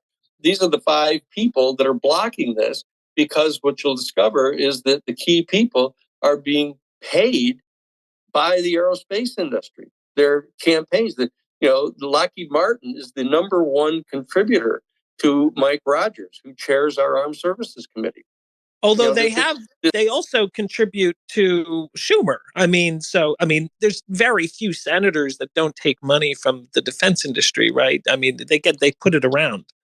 Well, except the national headquarters of one of the major aerospace industries that has this technology is in Mike Rogers' congressional district. He's taking selfies, with the executives of those corporations. So there's a difference there. Yeah, and certainly as the chair of the House Armed Services Committee, he's interfacing with those types of entities very regularly as part of that. Ronak, what's your question for Danny today? Based on my understanding, a significant barrier to the release of more convincing UAP videos appears to be the stringent UAP security classification guide. Christopher Mellon recently noted that he is acquainted with one of the creators of this guideline system, who now feels that the classification criteria are overly strict. My question is, what are the necessary steps to ensure the release of more compelling UAP videos, as it has been mentioned from various government officials that such footage does exist? Okay, well, the most important proffered proposal on what to do about this is, in fact, the bill itself, the Schumer Rounds bill. It is the consensus approach on the part of the overwhelming majority of the senators and the House members, both Republican and Democrat, as to how we ought to go about modifying this classification system. And one of their charges is to develop a protocol and a set of classifications that can be applied to this information. It's clear that is the present codification of the best judgment of all of the vast majority of the members of the House and Senate as to how this ought to be done. Without such a bill being inserted into the National Defense Authorization Act, the plan B would be to have the American citizens who are contacting their congresspeople, their senators and representatives, to demand that the classification system around this information be updated and be modified to provide more information for the American people. The problem is that kind of citizen pressure on individual members of Congress doesn't really translate very well into reaching into the Defense Department and getting them to do anything. They view themselves as being basically inured to outside pressure. They don't believe that they are supposed to be subject to the political demands of the majority of the citizens. The military and the intelligence community views themselves as being basically semi-autonomous. Now, there are some positive constitutional benefits to all that, because that way they're not subjected to the political whims of a particular political party. We've taken some pride in the fact that our United States military remains above partisan politics for the most part, even though it's probably true that 75% of them are Republicans, because they believe that the Republicans have a more stringent view of national security, which is basically designed to establish full spectrum dominance over the planet.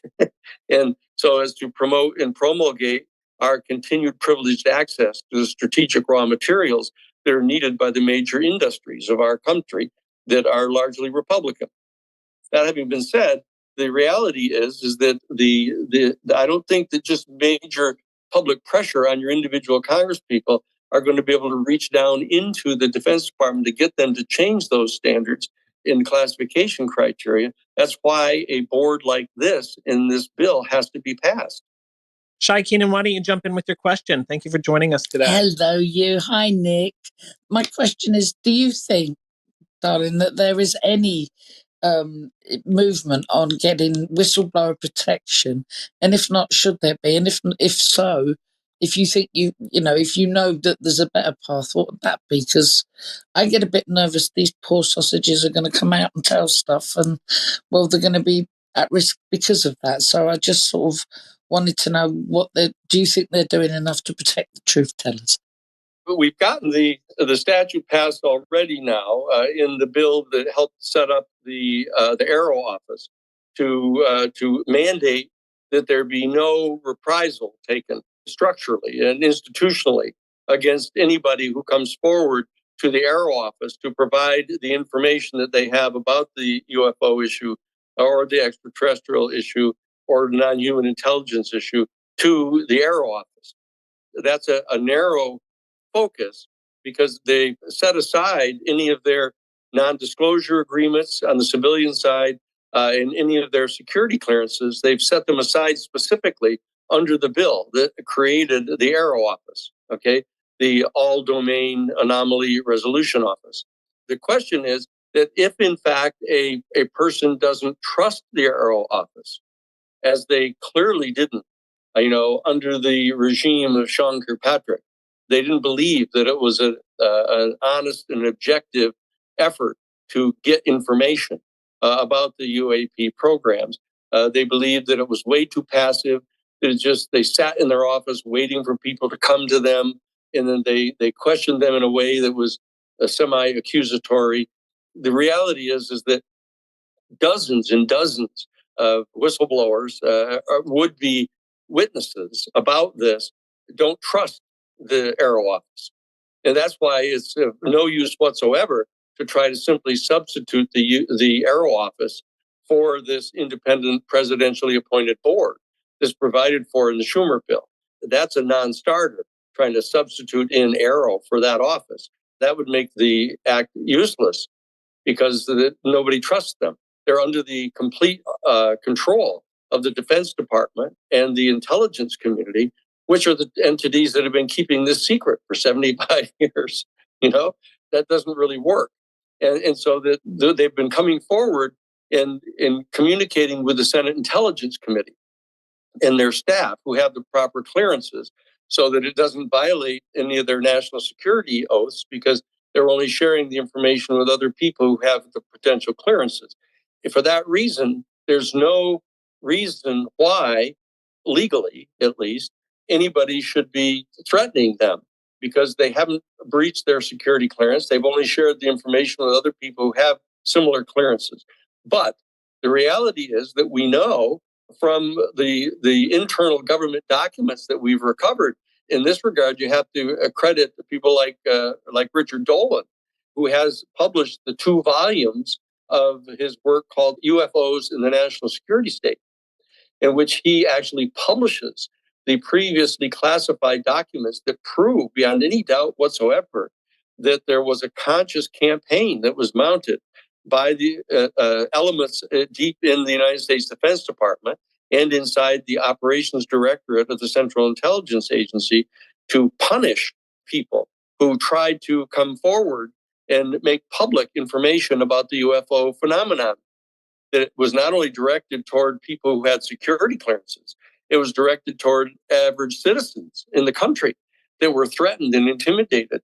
And according to direct witnesses, they were threatened with death if they insisted upon going forward and publicly revealing information that they had ascertained about the UFO issue. Now, again, these are accusations that need to be evaluated by the Records Review Board that is insisting upon getting access to any kind of written reports in orders that were given to anybody to do anything like that. This is why this bill is so important, that it provides an investigatory agency, unlike Arrow, that is, in a sense, not an investigatory agency. It's simply a repository where people who insist upon coming forward with information can come to their office and safely convey it to them. But it doesn't impose any kind of investigatory obligation upon Arrow. Okay, and that's what differentiates this bill.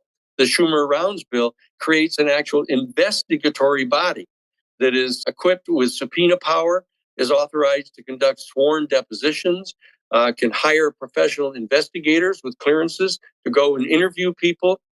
They can evaluate material evidence, et cetera, hire professionals to evaluate physical evidence there is, for example, of non-human biological life. This is the group that can protect the whistleblowers, if you would call them that, because they're actually coming to a government-created agency or board to provide that information to them, particularly designed to get the information to the intelligence committees in Congress. And so that I believe that those people would have adequate protection that would prevent certain elements of the national security state from threatening the whistleblowers. But I've told the story before. It's important to remember when I was doing the Iran-Contra case back years ago, we went and met with Senator Durenberger, actually a person that was working with us, went and met with Senator Durenberger, the United States Senator from Minnesota, and we provided information to him about the fact that the CIA's Covert Operations Directorate was engaged in criminally smuggling cocaine into the United States and providing arms to the Contras in direct defiance of a direct congressional mandate in the Boland Amendment, prohibiting them from providing any aid, direct or indirect, to the Contras. We gave him the information. He went up on the Senate floor and publicly demanded the creation of a special select committee to investigate the enterprise.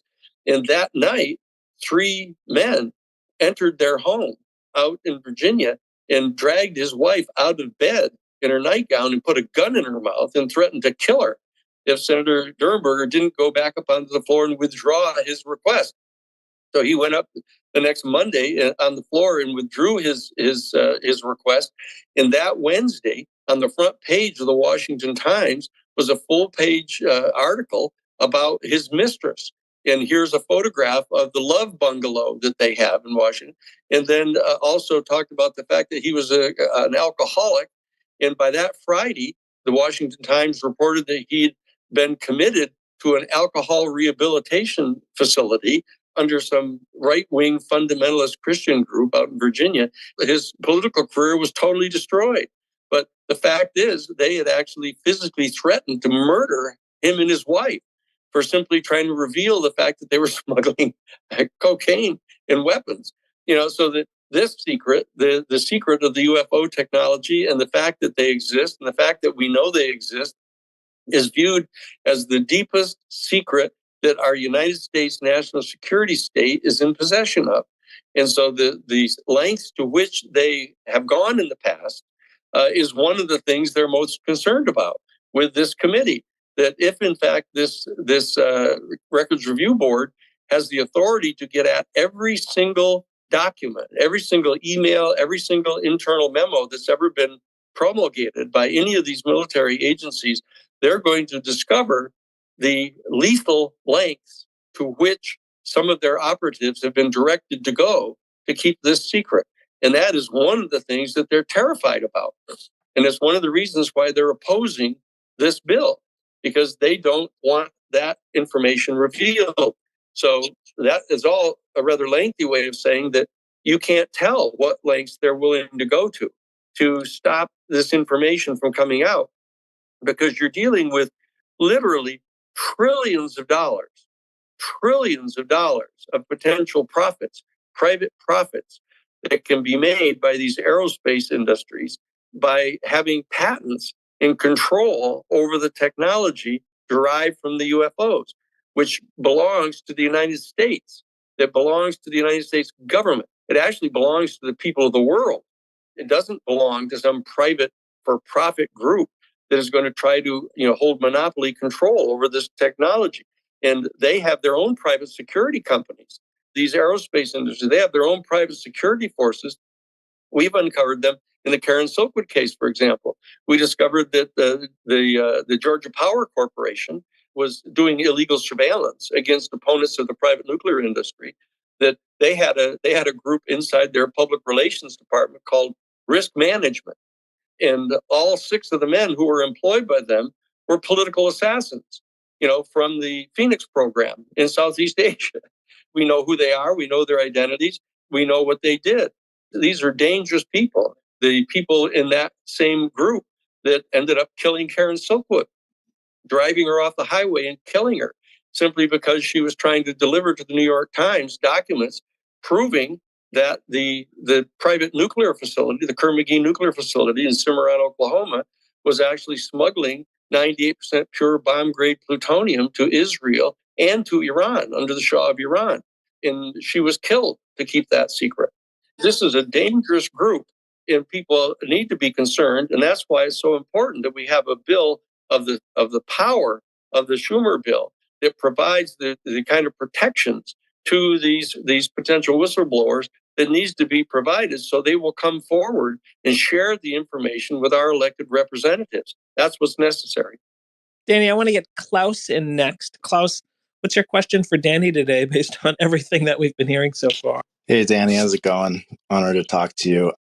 One of the things that you talk about that I don't hear anyone else talking about, you mentioned it earlier, is the Japanese loot that was hidden in the Philippines that was looted by the OSS and basically used as a political slush fund for Truman. The story goes in the book Gold Warriors, basically Truman decided to keep all that money hidden, and they put it around the world in different banks and basically used it to overturn elections and all sorts of stuff and basically just fight communism at any cost. I just wanted to know if you've read that book, Gold Warriors, and how much of it you put stock in, and how much that might affect what we're seeing today. Strange you should ask that. That I was one of the sources. Oh shit! I knew all of those guys. Wow. I knew Bob Curtis, and I knew all the guys. That I was the one that met with Bob Curtis and the others, and talked with the authors about that while they were writing the book. That's amazing. I ended up coming across that information because when I was at Jesuit headquarters, I was tasked to go to the Philippines to brief the top 50 business people in the Philippines about what the repercussions of global climate change might be on the island states. And in that context, I was put into touch with the president of the Senate of the Philippines. He revealed to me that he and another very wealthy person had recovered one of the troves of treasure. There are 176 of them, actually, that were buried in the Philippines.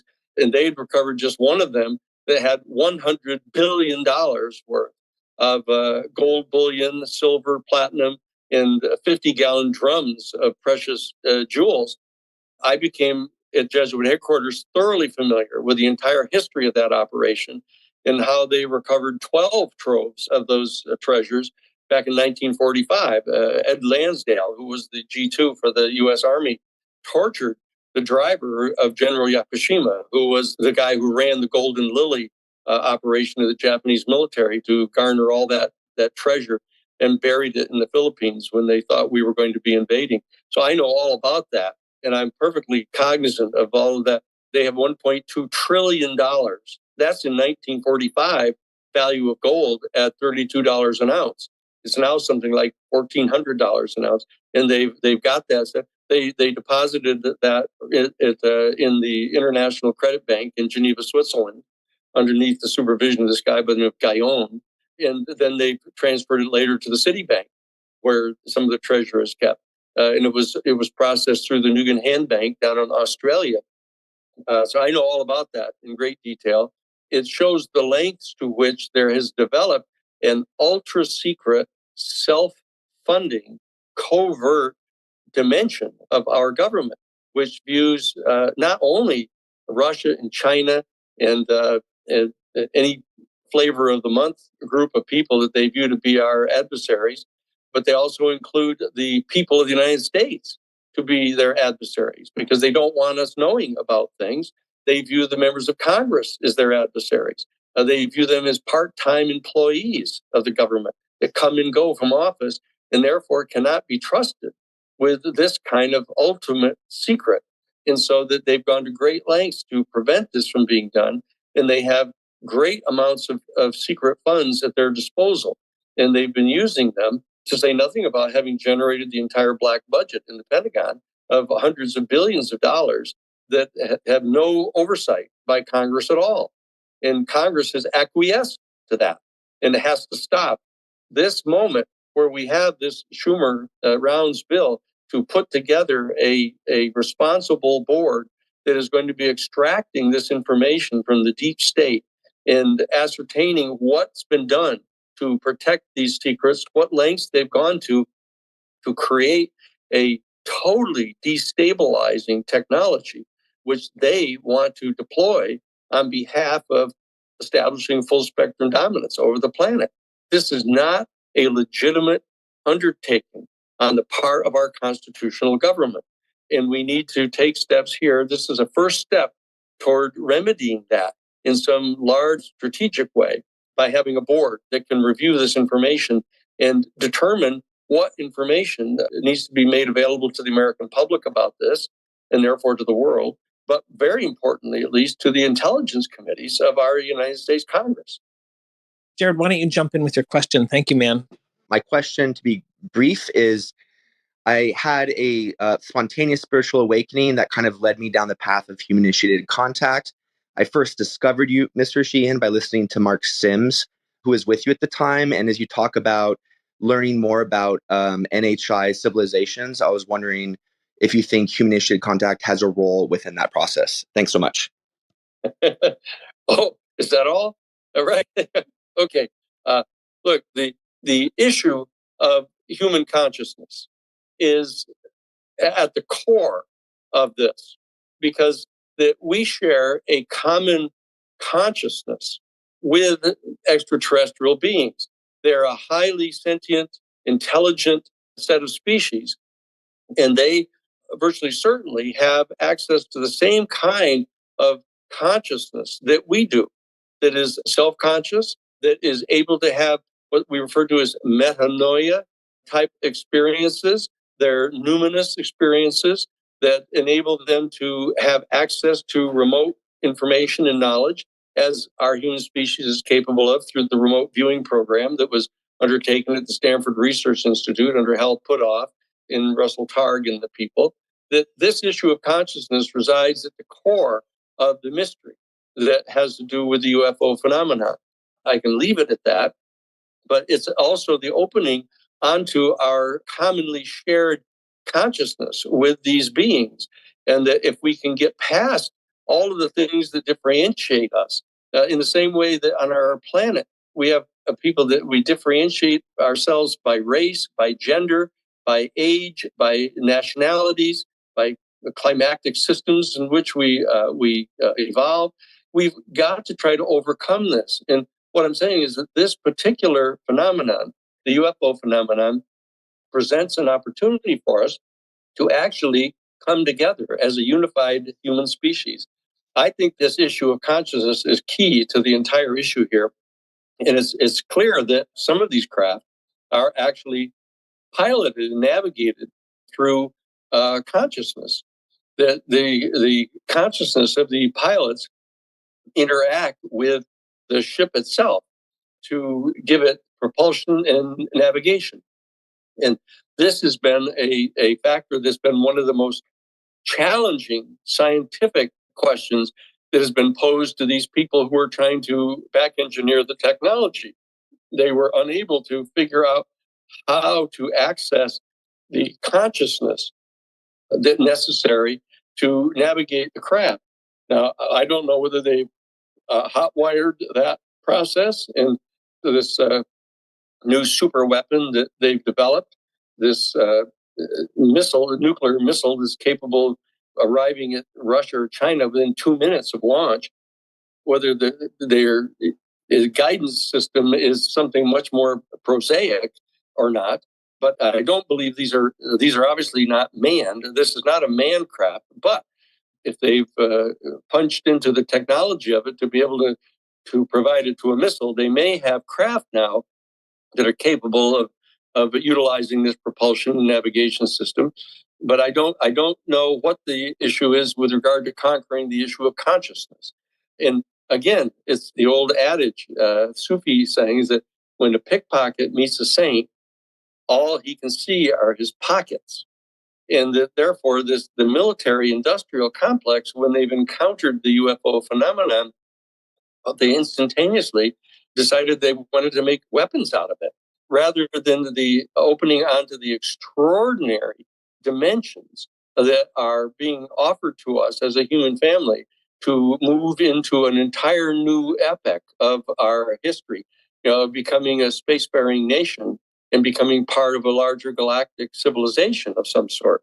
But this issue of consciousness is critical to it, and it's going to be the key to the evolution of the religious institutions on our planet to be able to accommodate this much larger perspective in which we find ourselves. And as long as we can be assured of the similar levels of consciousness of these other species, these extraterrestrial species and extra-dimensional species, that then this is a source of solace for us all, that we can all join together in a communion of sentient beings that can hopefully become peaceful. But we have to be able to achieve that on our planet among ourselves in order to qualify for participation in this. Otherwise, they don't want us there. They don't want us coming out into space, carrying with us this kind of warlike, dominating type of consciousness. So we have to transcend that consciousness and try to increase and strengthen the higher levels of consciousness of our human family. That's the task of the religious institutions if we can reform them. If we can reform our systems of governance, if we can reform our systems of religion and economic practices, then I think we're going to qualify for participation in this larger civilization that surrounds us. Danny, when you met with Lou at the IG, when Lou spoke about classified information, were you able to stay in the room? And if so, how does that work? Did you need a security clearance? Is it a lawyer client privilege? I've never agreed to accept a clearance. I was told by Bob Fink, who was the chief investigator for Congresswoman Bella Abzug back years ago when I was doing the Iran-Contra case, he said, look, given the network of sources that you have, you're able to find out virtually anything that you're trying to find out about.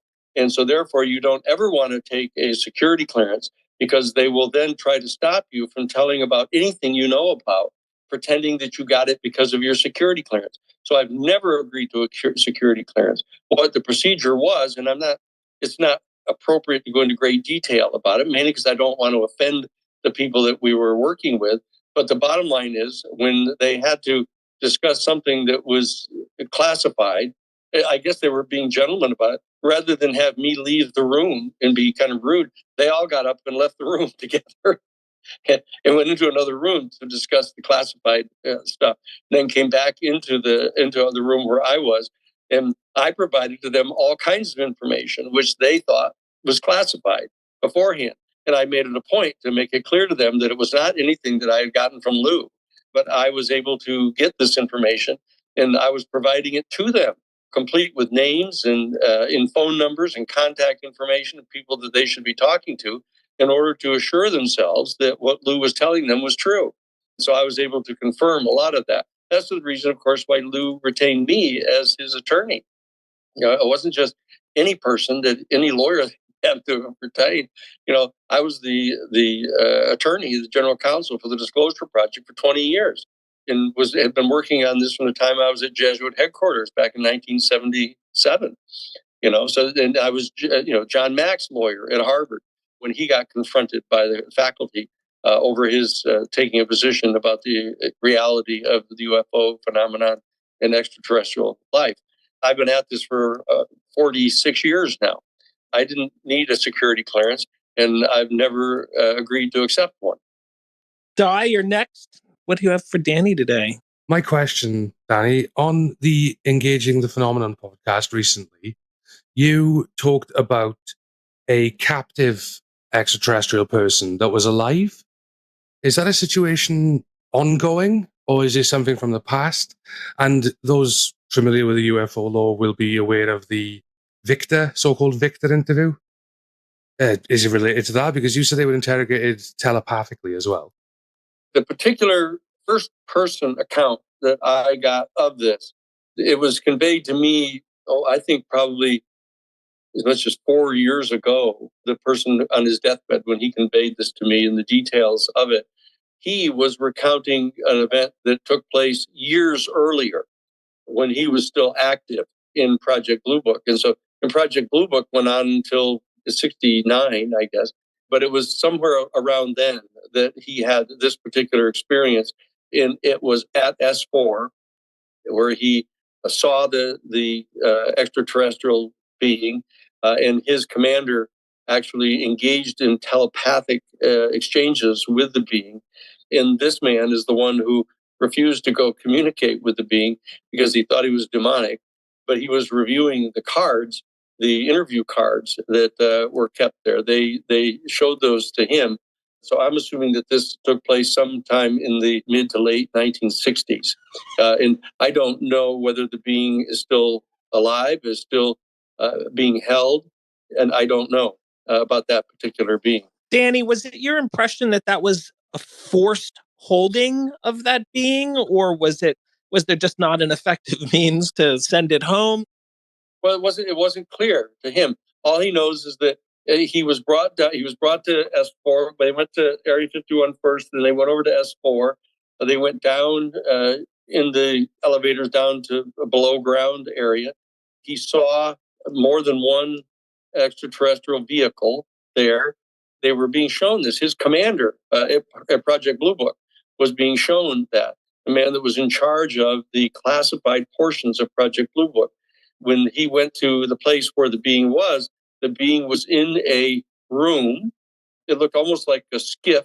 There was a door to it. It was a closed room, and it had the two-way mirror. He could see through the wall, through the mirror, could see the being there. The being was just about as tall as his commander. He said he was somewhere around 5'10", 5'11". Wasn't a little 3.5 foot being, but it was a being with the large head and the large eyes. They had clothes on him, like some kind of a jumpsuit that he had on, and that he was communicating telepathically. He didn't seem to be afraid. He was being cooperative and appeared to be friendly in his communications with his commander. He had been cooperative and was communicating telepathically with other people that were there in the program, who were the people who provided the cards, these note cards that this man had been shown. I don't know whether the being was being held involuntarily, but he was cooperative and had shared all that information that they had taken the notes on. I know that there are all kinds of accounts, as you all well know, of the beings being able to pass through walls and to be able to do all kinds of things that we would consider to be magical. And it's possible that he could have left whenever he decided to do so. I don't know, because the fellow that I was talking with did not offer any information on that. When you speak about this classified side of Blue Book, are there any histories of this, or can you name any of these individuals who were part of that command structure, separate out from the more public-facing side of Blue Book? There's been murmurings for decades and decades that the public side of Blue Book was really just to filter certain interesting things up to the more clandestine side of the program. Is there just anything you can share about that might not be in the public domain, or any resources that you would push people towards if they wanted to learn more about that side that you're talking about? Well, I'm sure you're not going to find anything on it. I mean, he related to me the names of not only the commander, but the base where they were operating from, the names of some of the field agents that he knew, the time periods through which they were doing it. He conveyed all of that to me. He was reluctant at first to do that, but he was dying after all, and he had come to trust me. he had contacted me because he knew that I was legal counsel for the Jesuit headquarters in their social ministry office. So it was sort of a kind of a confessional setting in which he did it. It existed, and it was completely classified. And they acknowledged in the report, the ultimate report, that they had over 700 instances in which they were unable to to come up with any cockamamie story to explain away those 700 sightings, because there were multiple credible witnesses to many of them. There were photographs of many of them. I saw the photographs that were taken of a particular crash retrieval.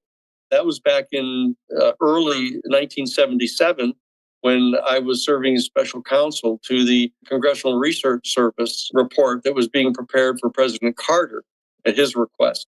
So I've seen the photographs that were classified. I was in the room with a whole room full of classified files, and I got to talk with this fellow who was one of the he was the principal administrator of the classified portions of Project Blue Book. He was there for a long period of years and was the primary administrative officer, or enlisted man, actually, of the classified portion of Project Blue Book. One imagines that would be very interesting fodder for the UAPDA review board to get a hold of and release to the American public. No doubt about that. I told Sean Kirkpatrick all about it, when Sean asked me to come and talk with him. And so I spent, almost 2 hours with Sean, under oath, providing all the information to them. I don't have any reason to suspect that they've done anything whatsoever to try to follow up on it. Electron Voodoo, hit us up. What's your question today? Mr. Sheehan, in your opinion, what does catastrophic disclosure mean to you? And could you maybe also go over some constitutional ramifications? And then specifically regarding the UAPDA, what legal precedent would the eminent domain set? And could you maybe talk about how it is the same or different from the Patent Secrecy Act of 1952? All right. Well, let's take it one piece at a time. It's clear that the term that is being used inside the legacy group, as they are referred to, who have been briefed in on this program, that one of the things that they view to be potentially catastrophic would be the revelation, as I mentioned earlier in our talk, of the fact that they have undertaken lethal steps against people to silence them, to keep them from revealing this information, and that they're extraordinarily sensitive about that. Also, the fact that they are completely dedicated to the maintenance of what they refer to as the elements of power in our government. That they believe that this information, if it were revealed sort of willy-nilly to the public, that it would have a devastating effect upon the geopolitical and economic and religious institutions. They believe that. Now, that doesn't mean that they're expert on any of those things, but they just happen to think that that's true. And they view themselves as the safeguardians of those institutions and structures of power. That has to do with the stock market, has been made direct reference to, the banking system, the currency systems of the planet, the geopolitical alliances that exist now. They believe that they would be impacted in a way that would alter the power and the control of the people who are in positions of power and authority now. And they believe that since those are the people who are in part responsible for keeping all of this secret, they don't want to alter that. Also, there's been an expression saying that, look, if in fact it were ever revealed what the depths were to which these people have gone to conceal this information and to lie to the American people and to lie to presidents and to secretaries of defense and joint chiefs of staff, but were ever revealed the lengths to which they had gone, the complete confidence of the American people in the present structures of power would be destroyed, and that the people would believe that this was the granddaddy of all conspiracies, and that therefore the people would immediately start believing all of the most cockamamie conspiracy theories that actually abide in our culture, and therefore chaos would reign. Now, I should point out that I believe that this is just sort of the latest version of the oldest rationale in history for the elite to remain in power.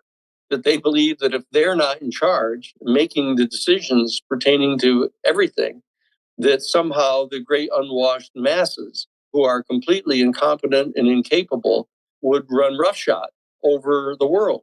And there would be no order. There would be no law and order. There would be no economic system. There would be no system of governance. The threat of chaos is always uppermost in mind of those who are fixated on the idea of control, and more specifically, their control. And the problem is that the military and intelligence agencies of our government view their mission in part to be to protect that element, to remain in power, because they believe that things are going pretty well pursuant to this present organized system of power. And they tend to ignore the repercussions of this. They tend to ignore the 10 million people a year that die of starvation every year, tend to ignore the people who die of diseases that we've known the cure for 100 years. They ignore the tens of thousands of people that are killed, and murdered during the invasion of the Middle Eastern oil fields by the United States military, pursuant to a complete bold-faced lie that was promulgated by the Bush Jr. administration and Dick Cheney and his people. They don't view that as being within their pay grade to actually second guess those types of decisions on the part of people of power. And so they view themselves as being the guardians of the present structures of power. And so they view any significant alteration in those structures of power to be a catastrophic impact.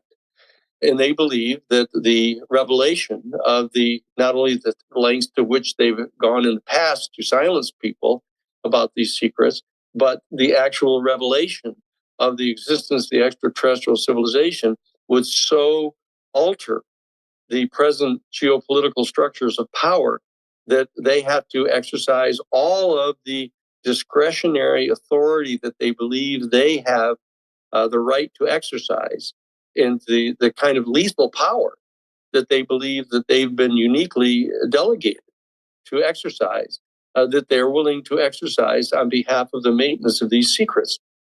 And that's the kind of catastrophic consequences that they believe would come to pass. Now, I've pointed out before that this is the exact same kind of argument that was being made by Whitney North Seymour, who was the United States Attorney for the Southern District of New York back in 1971, when he was attempting to get the federal district court in the Southern District of New York to prohibit the New York Times from publishing the Pentagon Papers. They said that, if any information is revealed in these papers, it could have an absolutely catastrophic effect. It would irrevocably damage the national security of the United States. But he was refusing to tell the court even what that might be. He said that the court didn't have the adequate security clearances to be given the information, and just relied upon the authority of the nation state, of the national security state specifically, to get the judicial branch to go along with them.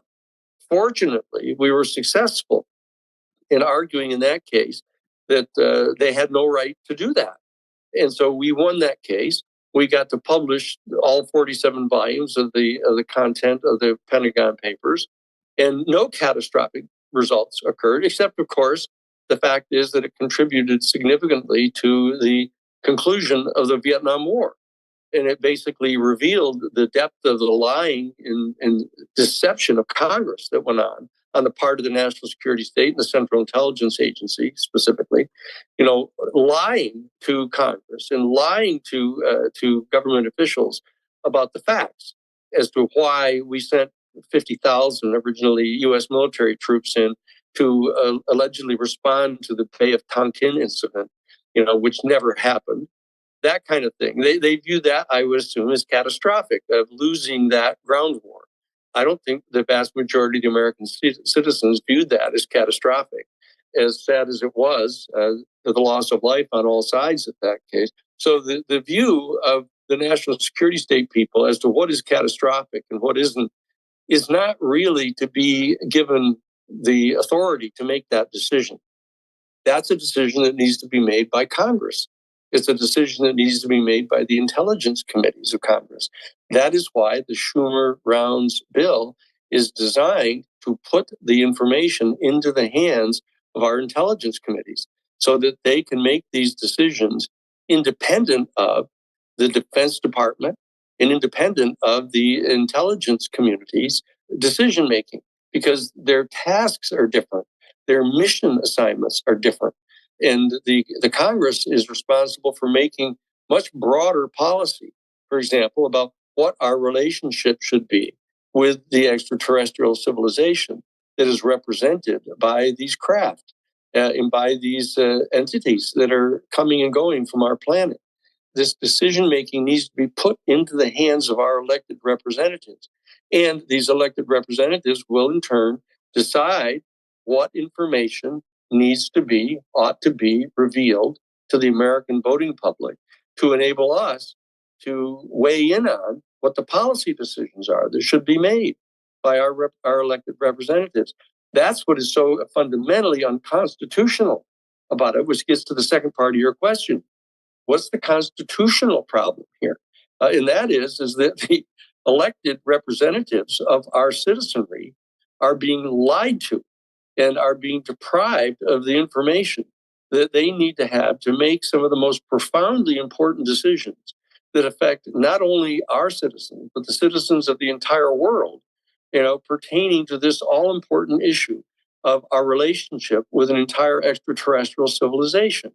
And that is the most profoundly unconstitutional act on the part of the national security state that one can imagine.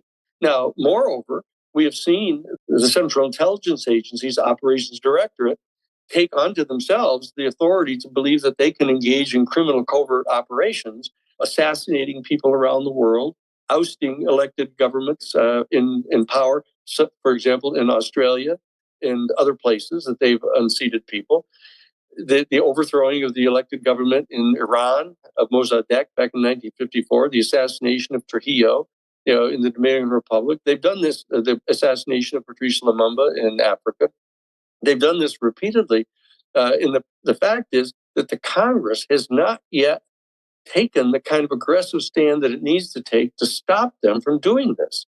So this is all part of this Schumer bill, is to try to establish a fact-finding body that can determine to what lengths the deep state, this deep national security state infrastructure, has gone to preserve the present elite power structures in our country and on our planet, and what type of adjustment might need to be made in that structure in order to integrate ourselves into the galactic civilization that's here.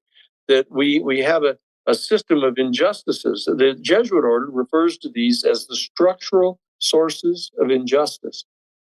And when I was recruited to go to the Jesuit headquarters and to become their general counsel in their social ministry office and help co-direct the policies of the Jesuit order, the largest single order in the largest single denomination, religious denomination in Western civilization, I found myself to be in a situation where I had to get access to important pieces of information that other people didn't have.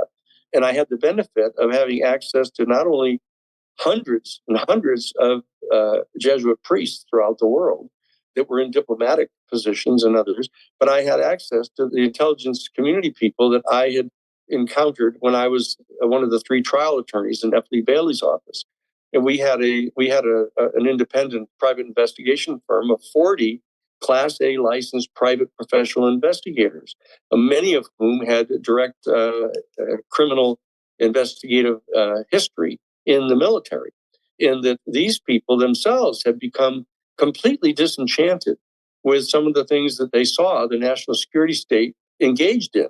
And they saw our office as an opportunity to come forward and provide information to us that would help us attempt to amend some of these unjust structures in governance and in covert operations around the world.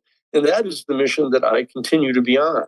Even though after 10 years of serving in that position at Washington headquarters, Sarah Nelson and I met each other during the Karen Silkwood case and decided to marry and have children. In the Catholic Church wasn't willing to have priests that were married and had children. So we've set up the Christic Institute, a separate 501c3 public interest organization that represented, in a sense, all 54 of the major religious denominations in the United States. And we conducted the kind of cases that you all heard about, the Karen Silkwood case and the Iran-Contra case and the prosecuting the Ku Klux Klan and the American Nazi Party down in Greensboro, North Carolina. They gunned down labor organizers that were trying to organize a chapter of the Amalgamated Clothing and Textile Workers and the textile unions. We've done this over a 50-year period. This is the ultimate case that we are working on now. And we've established the new Paradigm Institute to focus exclusively on this issue of the UFO secrecy and our relationship with this extraterrestrial civilization, and that we intend to do everything in our power to help inform the American people, to educate the American people, and to mobilize the American people to exercise our constitutional responsibility to take charge of our government and to prevent our government from generating and deploying this absolutely horrendous weapon system using the UFO technology to attempt to totally destabilize the entire global order. We can't allow this to happen.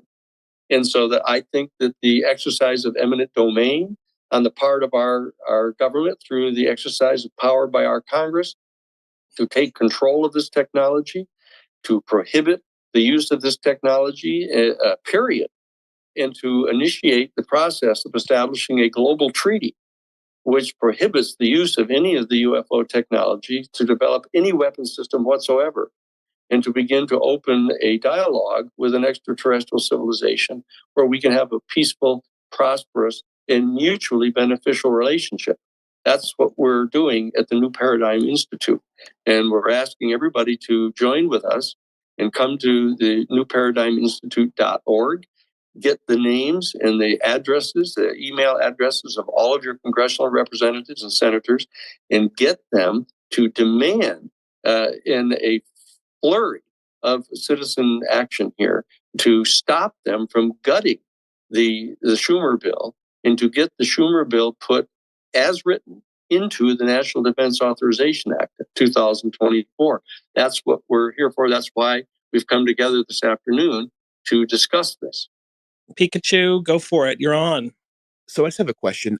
Maybe it's my civics that's a little rusty, but I guess I find it very difficult to understand how a smaller group of House members have such power to push back on the UAP Disclosure Act, since the numbers are so slim now in terms of majority, and if we do have bipartisan support, could it just be passed on its own?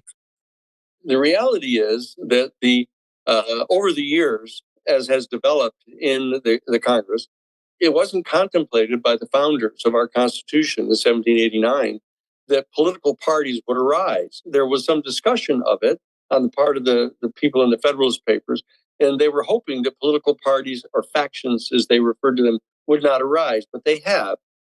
And in the Congress, they have organized themselves as kind of a self-organizing body that was created by Article 1 of the Constitution of 1789.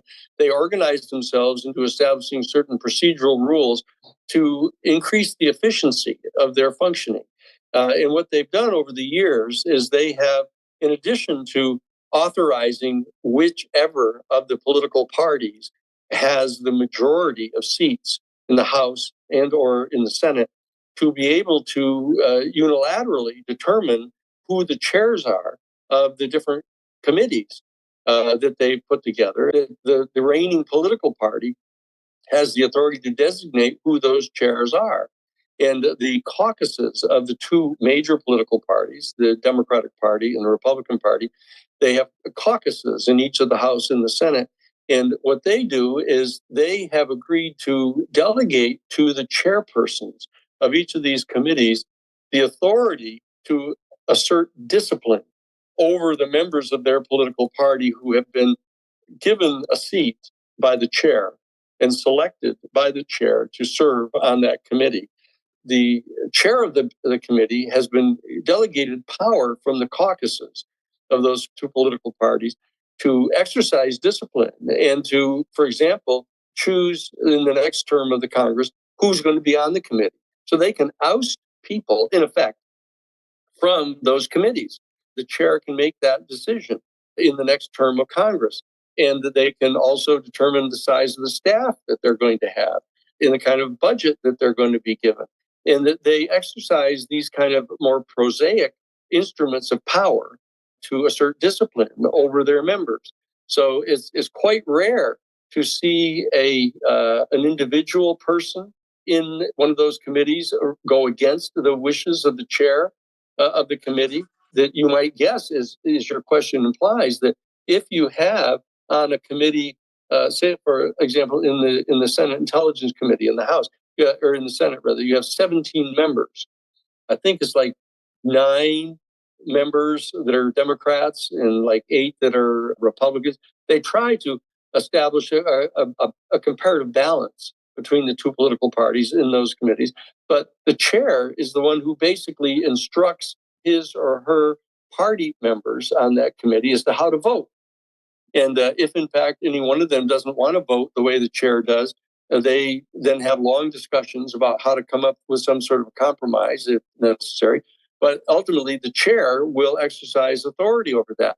And so what we've got is we've got the two chairs, the chair of the House Intelligence Committee, Mike Turner, and the chair of the House Armed Services Committee, the Republican Mike Rogers, who are dependent upon the aerospace industry in their districts to provide the financial support for their campaigns, ordering the people in their committee to vote against this bill.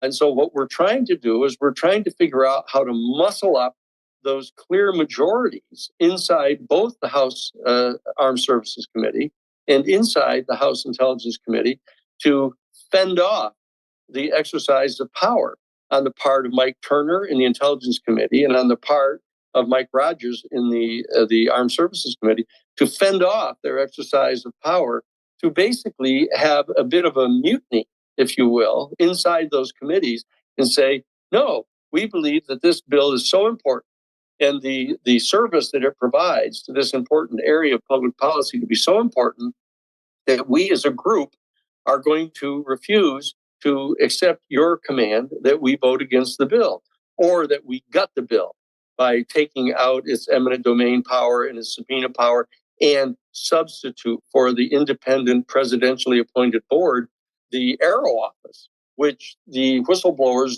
don't trust because it's under the control of the Defense Department and the intelligence agencies who are the ones keeping secret this information.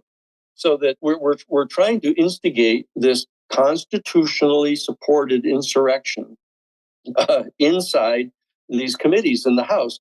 On the Senate side, we have virtually uniform support, except for Mitch McConnell, and he's recruited this one other guy, Roger Wicker, from the state of Mississippi. Both the Republicans and the minority over there who are opposing it inside the Senate. And that we're trying to mobilize both the Republicans and Democrats in a completely bipartisan manner to stand up against the minority leader in the Senate and to protect the Republicans against any retaliation on the part of Mitch McConnell, who, as the minority leader of the Republican Party in the Senate, has again these institutional powers in which he can enforce discipline on the Republican members of the Senate. And what we have to do is try to garner such support that Mitch McConnell can't pick off individual senators and punish them individually, and that Mike Turner and Mike Rogers over on the House side can't pick off individual members of their committees and punish them for not accepting the order of their chair. And so if there's enough of them inside each of those committees and enough of them inside the Senate in the Republican Party to push back against the assertion of arbitrary and capricious power on the part of those leaders, we can get this bill through. We definitely have the overwhelming majority of votes to get the bill passed. And the effort on the part of the aerospace industry in conjunction with the deep state national security state people inside, for example, the operations directorate of the Central Intelligence Agency in this global access program that they have going. If we can protect those elected representatives, not only against the threats of having someone come to their home and drag their wife out of bed and put a gun in their mouth, I can tell you, but also to protect them of having the aerospace industry withdraw any funding from them in the future and undermine their chances of winning. This is what we need to do. We need to provide affirmative support for all of these members of the House and Senate, Republicans and Democrats alike, to give them the courage to stave off the attempt to assert power on the part of these two chairmen over on the House side and Mitch McConnell. And they've now recruited this fellow, Mike Johnson, this newborn member who is the temporary, at least, Speaker of the House, who basically does nothing but just take instructions from the Republican caucus. We've got to go around these people and get them to vote for this bill. What if they can't get them to do that? Can't they put the bill up on the floor as a separate piece of legislation and get it passed? The answer would probably be no, because you'd run into the exact same assertion of power on the part of these chairpersons in Mitch McConnell.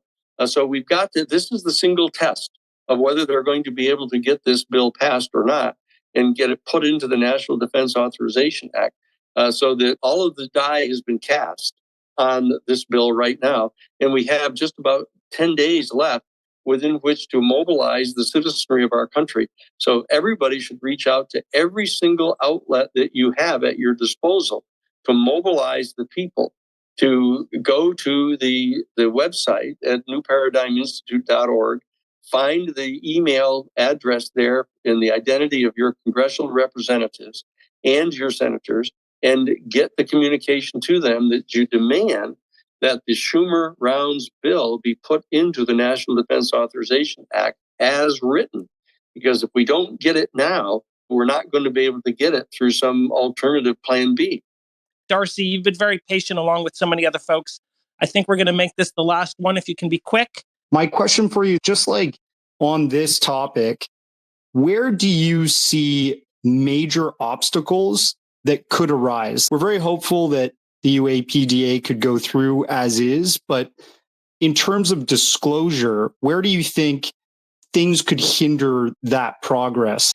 We've got conflicts going on in the world, 2 wars actively right now.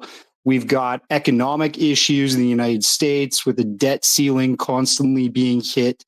Do you see any of these sort of macroeconomic situations hindering disclosure and stopping any of this progress in its tracks? And if you could list sort of like 1, 2, 3, what you think real obstacles are and how you might overcome them.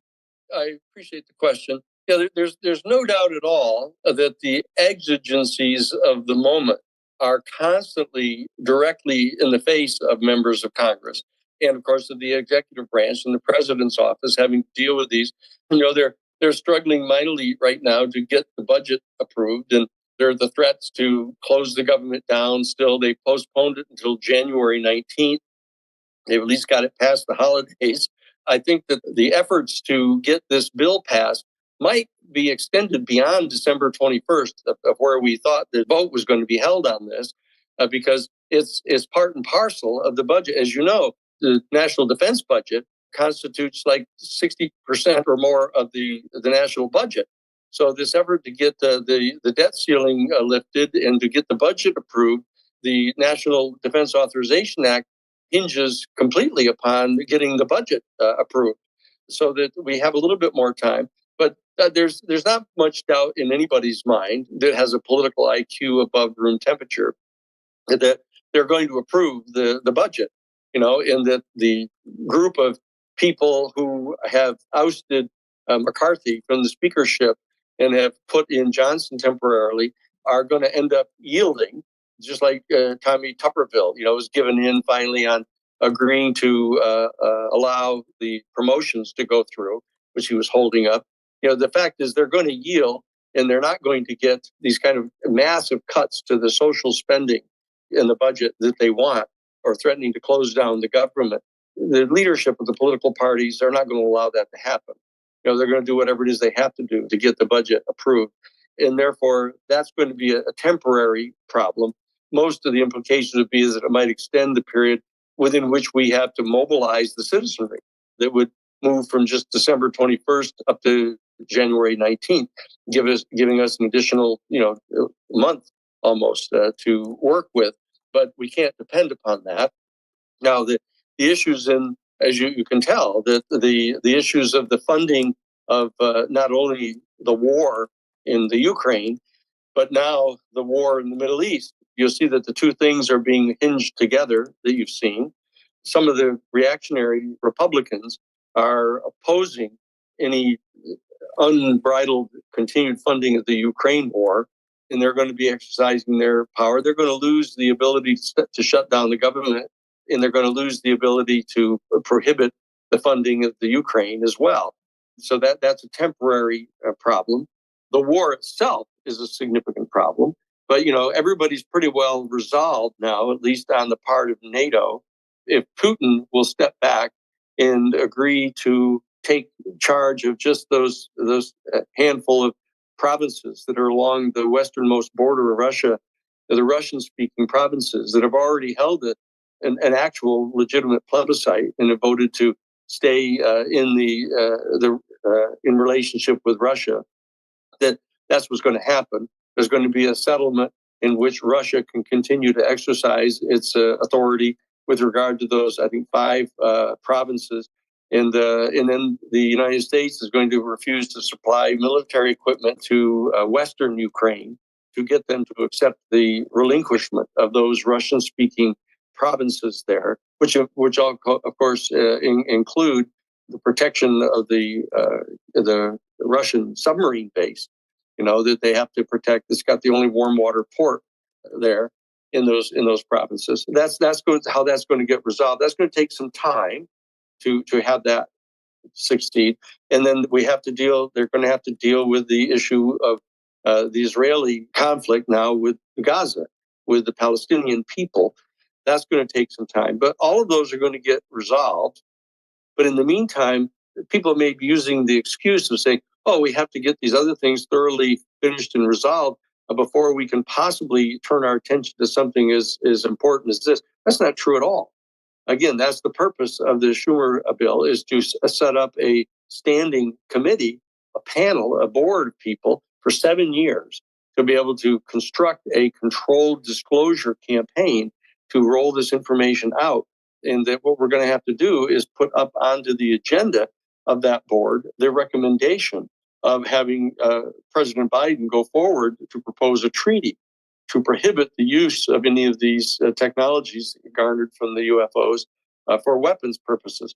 Now, he's going to probably be reluctant to try to reach out to try to bring Putin on board such a treaty while we're in active hot warfare with him through the proxies that are going on now in the Ukraine.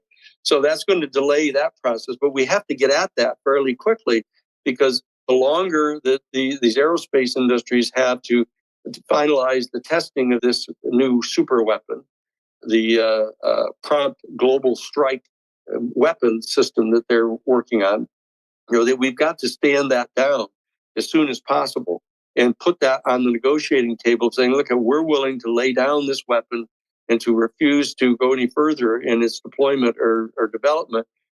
But we want to have a treaty with Russia and China, whom we know have also recovered craft and are also working diligently at trying to figure out how to back engineer them. We need to have a treaty to do this. And we need to include the other hypersonic missiles like China has. We've got to get this all brought under a new treaty. I believe that we're going to be able to do that, but it's going to take a little bit of time. I don't think that the argument about the Ukraine war or the Middle Eastern war is a legitimate grounds for not passing this bill and putting it into operation. In fact, it's a strong argument on behalf of putting this board in place that can be doing this while the rest of the executive branch is distracted with having to deal with these other major global issues. Because this is going to take some time. There's an entire 1 year period during which the gathering of this information is going to be put together, the development of the controlled disclosure campaign plan. All of this is going to take a year or more. And so that they need to delegate this to this particular board and therefore get it off the table of the executive branch having to deal with this daily by putting an adequate board together to deal with it. So I don't think they're going to be successful in making those arguments that these other major issues, such as getting the budget approved, getting the Ukraine war resolved, and getting the Middle Eastern war resolved, even though that the Arab-Israeli issue has been going on for decades now, I think we can get it into at least a state of quiescence to the point where this issue is going to be coming forward in 2005 is going to be not completely overshadowed by those other problems. And that's going to be the last question for the evening. And I would like to thank all of you for being with us tonight on our live X Space with Daniel Sheehan, the president of the New Paradigm Institute. And we encourage all of you to participate in our call to action campaign by visiting our website, newparadigminstitute.org. And on that site, you can access our Take Action form, where you can provide some basic information and directly send a well-crafted message to your representatives advocating for the UAP Disclosure Act. Tyler, Danny, thank you so much. And it's just been such a pleasure to be able to follow you over all these years. Thank you so much for joining us. Thank you, gang. It's all been just building up to this moment. All of this all these previous cases have just been dress rehearsal, actually, for this one. This is the big one that we all have to mobilize around. I totally get you. And I think a lot of us feel that passion towards this. So thank you so much for joining us. We'll talk soon. Bye-bye.